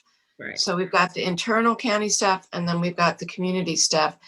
And then for the hazard pay, again, the stuff that was in the January 25th directive, but also just trying to understand what is the projected cost from whatever you're thinking about for the start date to the end date. What is that cost that we're really looking at? Because again, my concern is the big picture of how we're going to have money for all of these things. So I think at the retreat, it will be good to have time to get into all of that, into those numbers. Thank you. Madam Chair, can I weigh in on that comment for a quick second? Go ahead, Manager Davis. Commissioner Jacobs are asking for costs that we don't know what they are. And I don't want to give anybody the impression that we do. We have said all along that between now and the end of the fiscal year, could potentially be some uncertainties around what's coming down the pipe. That will remain true until we are in fact confronted with it. I am happy to say that you heard at the beginning of this presentation that we did a really good job in respect to revenue collections. We also did a very good job in terms of managing the expense side of the ledger. We underspent, we overcollected, which created a good formula for us to be able to grow that fund balance that Susan talked about in some of the earlier presentations. Irrespective, we're going to continue to, irrespective of the uncertainty, we're going to continue to manage through this process, this fiscal process, the way that we have in the past. And I'm optimistic that, when we reach the June 30th date and begin the next fiscal year, we'll be financially solvent and well positioned. So what we're talking about doing here for these employees potentially that are working in this environment, and you can see how much of our workforce has been impacted by this virus. I have no reservations about recommending that we continue to recognize the efforts of these employees and demonstrating that we do care enough about them to make certain that we can give them a 10% hazard pay. Thank you. So Mr. Manager, normally when at our budget retreat, we ask all the commissioners to send in a list of whatever their priorities are to be discussed in the budget, and knowing that we won't have the time to do all the things that all 5 commissioners come up with. Are we doing that same thing this time? Yes, Madam Chair, that is the idea. Obviously, we have a couple of 3 policy papers or policy discussions that we will perhaps be bringing forth, along with a long-term economic forecast for the next 18 to 24 months. And that will be with the assistance of some local economists. And so, yes, that's how we can list those as the board. We can list those, and then we'll have to look at what we can get on the agenda, because we only have a day and not even a half a day and part of a day to get this done. So, all right, commissioners, we have one more item on the list. Are there any other questions on this item, or can we move ahead? You have a question, Commissioner Carter? Yes, thank you. Just thinking about the hazard pay and staff that are in harm's way, is the proposal to give all staff hazard pay, or is there some subset of the staff, the ones that are the most frontlined? Or I just wasn't clear, and it can be next time. It can be next time we discuss it. Yeah, but the simple answer to the question is yes. All of those folks who are who are working in a hazardous environment that are obviously subject to being infected by the virus, and we have a lot of those employees, and they're across the enterprise. Yeah. So probably fewer than last time, or not. So it may be fewer by virtue of the fact that we've had a number of people to leave and take other positions, but and we haven't filled vacancies completely across the enterprise. But the employees who are at the wastewater treatment plant, they're still exposed to the virus. The employees who effectively are doing screenings at doors at all of our facilities, they're still exposed to the virus. The employees that work in the jail, the employees that the sheriff has under his supervision, the list goes on. Yeah. And Commissioner Carter, when being on the board of the health board, the number of people that had resigned or left, is very high. Check with Rod, the numbers high. High turnover rates. Yeah. I bet. It would be great if we could maybe, I think you all gave us this before, just a list of positions that you consider highest risk. And I'd really be curious to know what % of our staff have been vaccinated and, maybe will be vaccinated to help also, minimize risk. And I'd be curious to know, what would a cost of living increase have been, just thinking about that a little more, and how that would benefit everyone across the organization. Of course, not at the 10% level, but I'm assuming the 10% hazard pay would be for a subset of our, staff, whereas cost of living or merit increase would be something for everyone. So I don't know. I just would be interested in those different costs. So you want a cost of living estimate and a merit increase estimate? No, just one, I guess. Whatever is typical. Usually we have, it always to me feels like a cost of living increase, but we call it a merit increase. So we'll do the merit, Claudia. Okay. Commissioner, All right. Commissioner Burns, you had something? I will be very quick. I'm thankful for the points that Commissioner Carter brought up, and I'm thankful to Claudia and for the rest of the staff for bringing back the information that we requested. And I do look forward to the retreat. I just will say, as somebody who does work every day, and that is not a shot to anybody on here who does not work, who works every day on a pandemic program, burnout is very real. Very real. And I'm unmoved on my feeling about how I think our employees should be treated. That being said, I recognize that in the event we have to take the hard line and everyone cannot get what we are requesting, that the commissioners on this call be prepared to do what needs to be done for the most vulnerable. And I know the staff might disagree with me. You have a mutiny on your hands if you decide to give some to one and give some to the other one.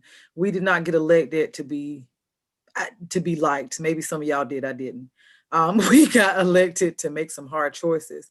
So I'm asking you all to dig deep and think back to, and do not take this the wrong way, think back to when you worked and think back to the days you had 15 and 20-hour days. There's some people on this call, you call me at 8 and 9 o'clock and I'm still on Zoom meetings. You call me at Saturday and Sunday and I'm still on Zoom meetings because I'm trying to make sure people are not getting evicted. I'm trying to make sure people's lights are on. When I get off of this call, I will be doing that work. So I stand shoulder to shoulder, the same way some of you all did with the teachers and I did. I stand shoulder to shoulders with the staff.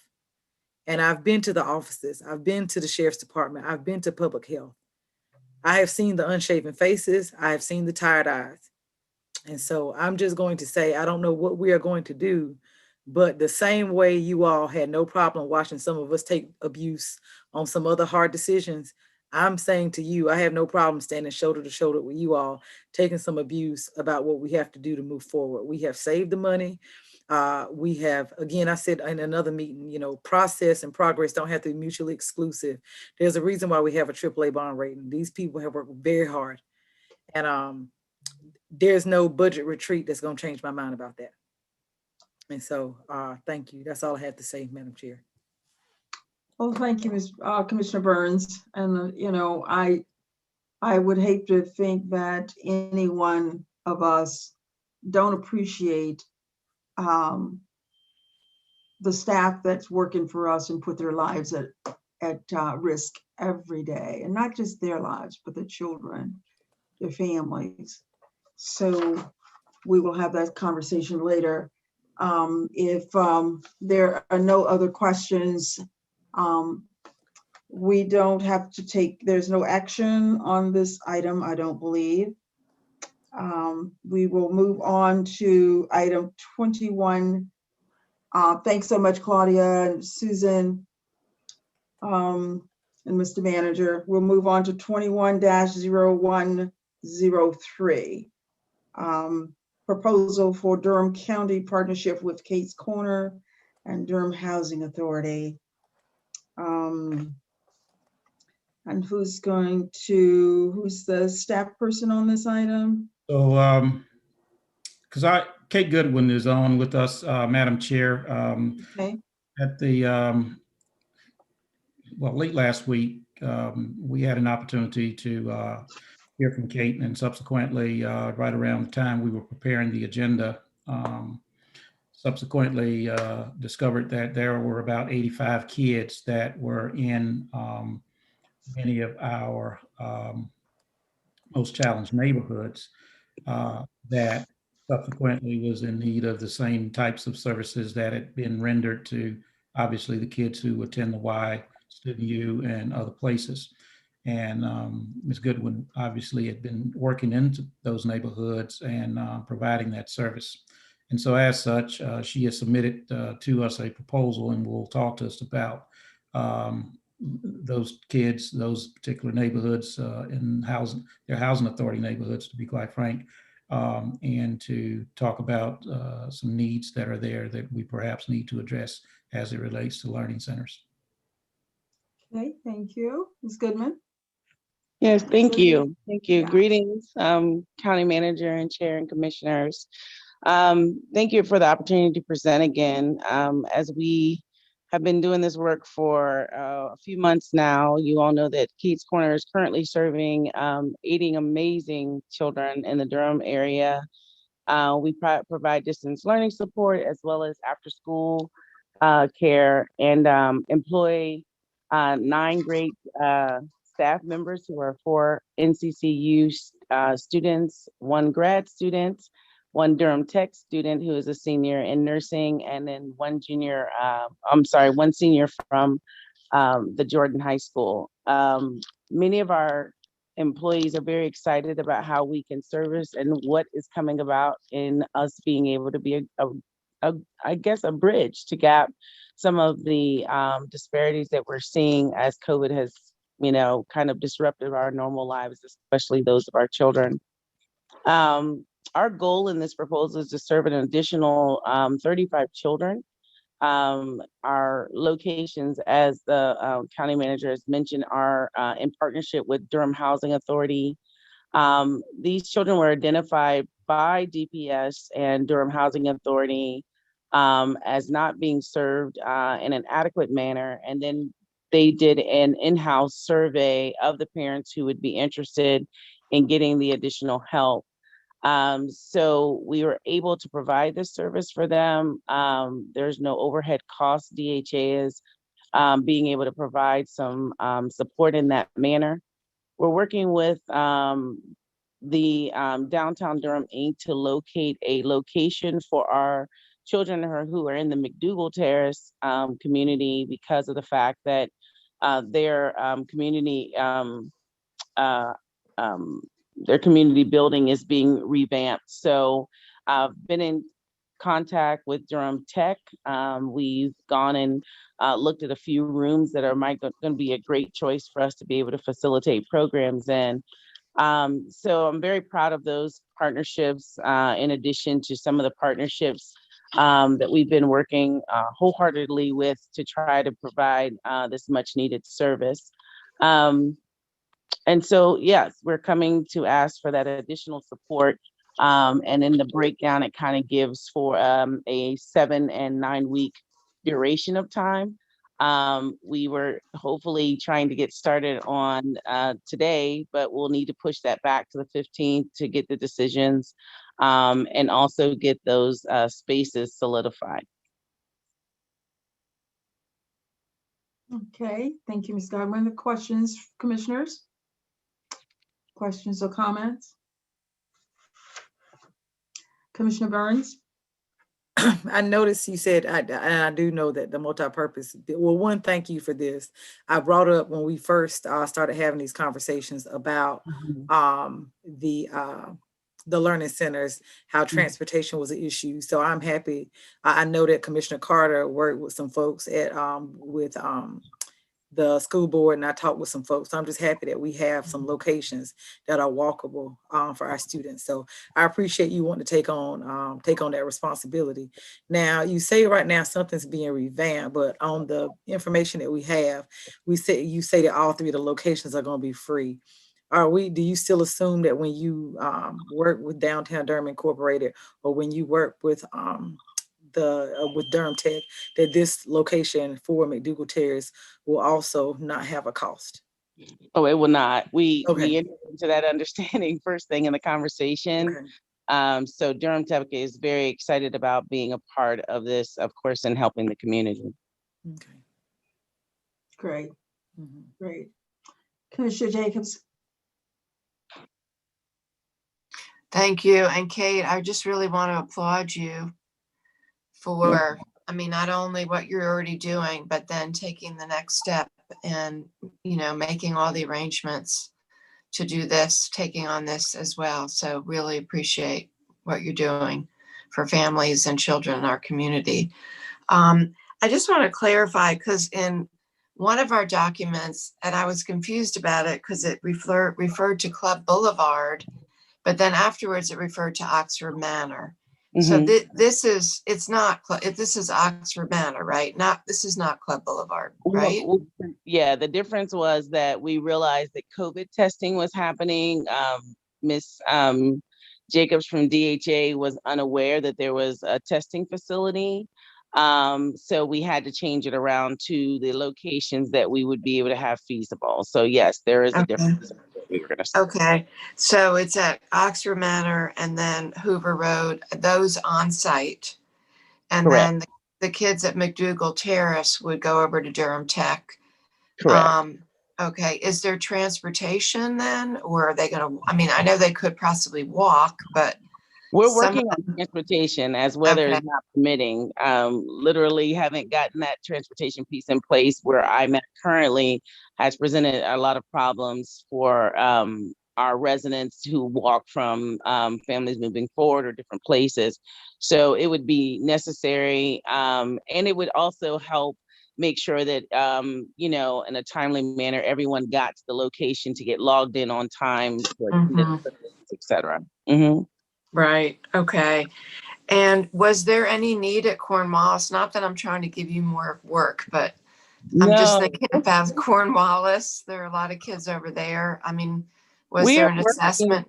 Cornwallis.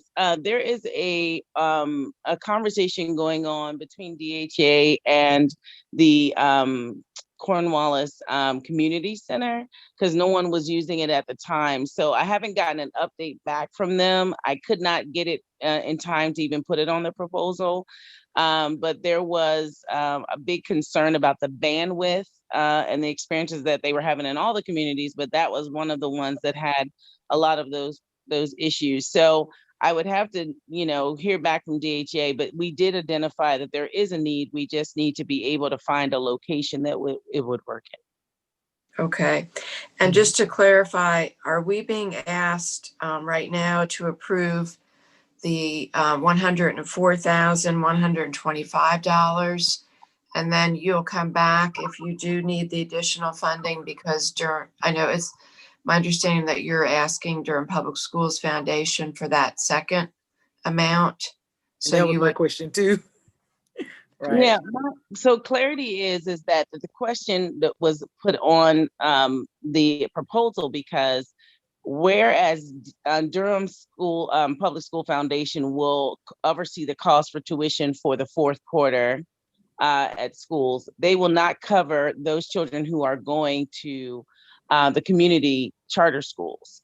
And since they don't, a number of our children go to the community charter schools, so we would be less those numbers in that proposal.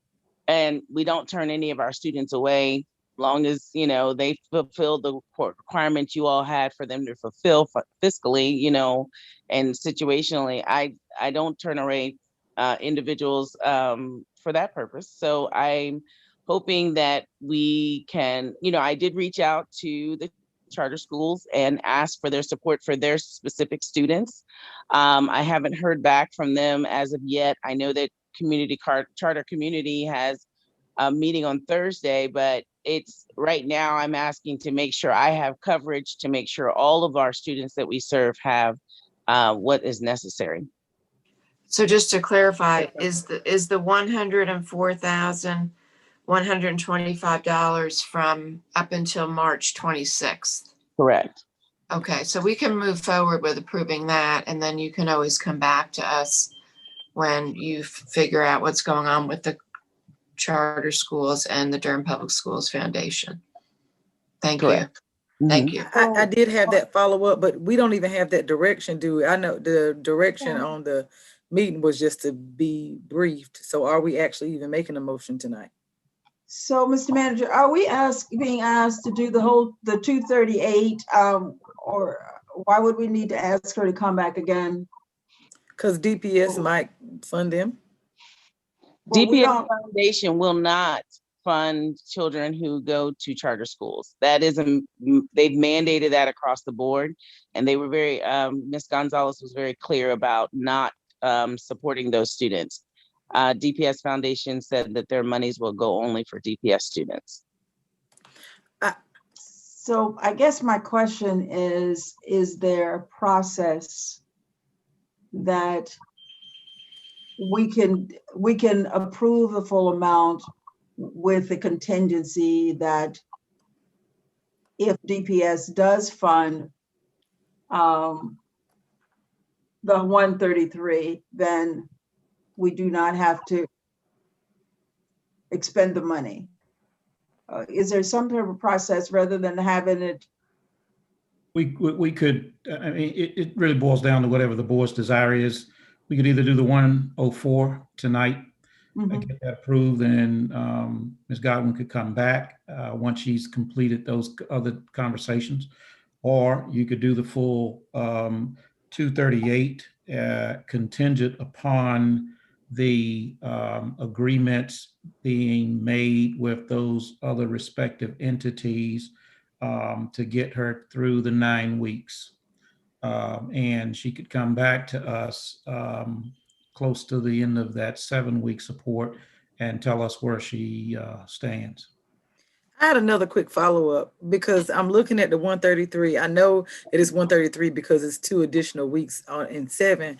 And I hear what you're saying about DPS not funding any charter schools. My question is I'm pretty sure my math's not off. That entire 85 is not charter students. So would we not just be paying the difference on what they wouldn't cover for those additional 9 weeks?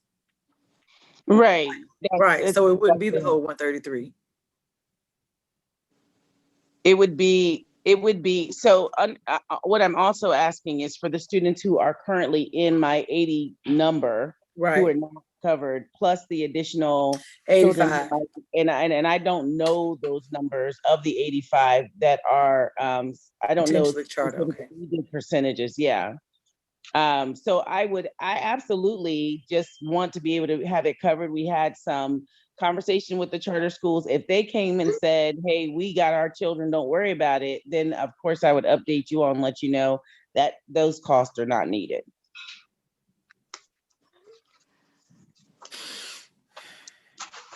Okay, well, I think any other questions, concerns? And what's the pleasure of the board?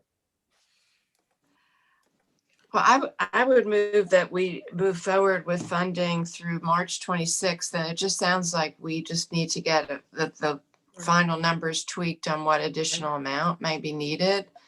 But, you know, I think we just need that final information. So I would move that we move forward with the first request, and then you'll just come back to us when you have more, you know, definitive numbers for the rest of it. And so that would be I would move forward that we fund the $104,125 for the Durham Housing Authority sites in partnership with Kate's Corner. Second. Okay, it's been moved in second for a motion for the 104, 125 to cover through March 26. It's been moved by Commissioner Jacobs, second by Commissioner Burns. Voice vote. Commissioner Alam, Aye. Commissioner Burns, Aye. Commissioner Carter, Aye, and thanks to Kate's Corner for this important work. Thank you. Vice Chair Jacobs, Aye, and you may be coming back with Cornwallis too. Right. and Chair Howerton. Aye. So passes 5-0. Thank you. Commissioner, that is the last item on our agenda. I need a motion to recess the meeting until, do we have a date by when we need to recess? We had one item. There was a On the economic development? Yes, ma'am, Chair Howerton. That item can be approved at the next regular session meeting on the 22nd. So it will be on that agenda. Okay, so we just have to adjourn then, or recess it until then. Correct. Okay. All right, a motion. So moved. I'll make a motion that we recess on the economic development public hearing till the 22nd. Seconded. Okay, it's been moved by Commissioner Burns and second by Commissioner Alam that we recess the meeting until the 23rd. 22nd. 22nd. Okay. All in, and we've done the ayes. Did we do a call vote, voice vote? Commissioner Alam, Aye. Commissioner Burns, Aye. Commissioner Carter, Aye. Vice Chair Jacobs, Aye. and Chair Howerton. Aye, we are recessed. Good night, friends. Good night. And adjourn the meeting for tonight. And Commissioner. Adjourn. We have to adjourn. We have to recess and then adjourn? Yeah, we Yes. just recessed the public hearing. We got to adjourn the Okay, now we meeting. need a motion to adjourn. I don't Motion know. to Hello, adjourn. Commissioner Carter, you want to go get something to eat? Motion to adjourn, yes. Yes, my That's bad. what you said last time. You want to Commissioner Carter, Commissioner Carter, move to adjourn. Second. I second. Another second. Commissioner Alam, second, and a voice vote. Commissioner Alam, Aye. Commissioner Burns, Well, yeah, aye. Commissioner Carter, Aye. Vice Chair Jacobs, Yes. and Chair Howerton. She's hesitating. Approved. 5-0. We are adjourned.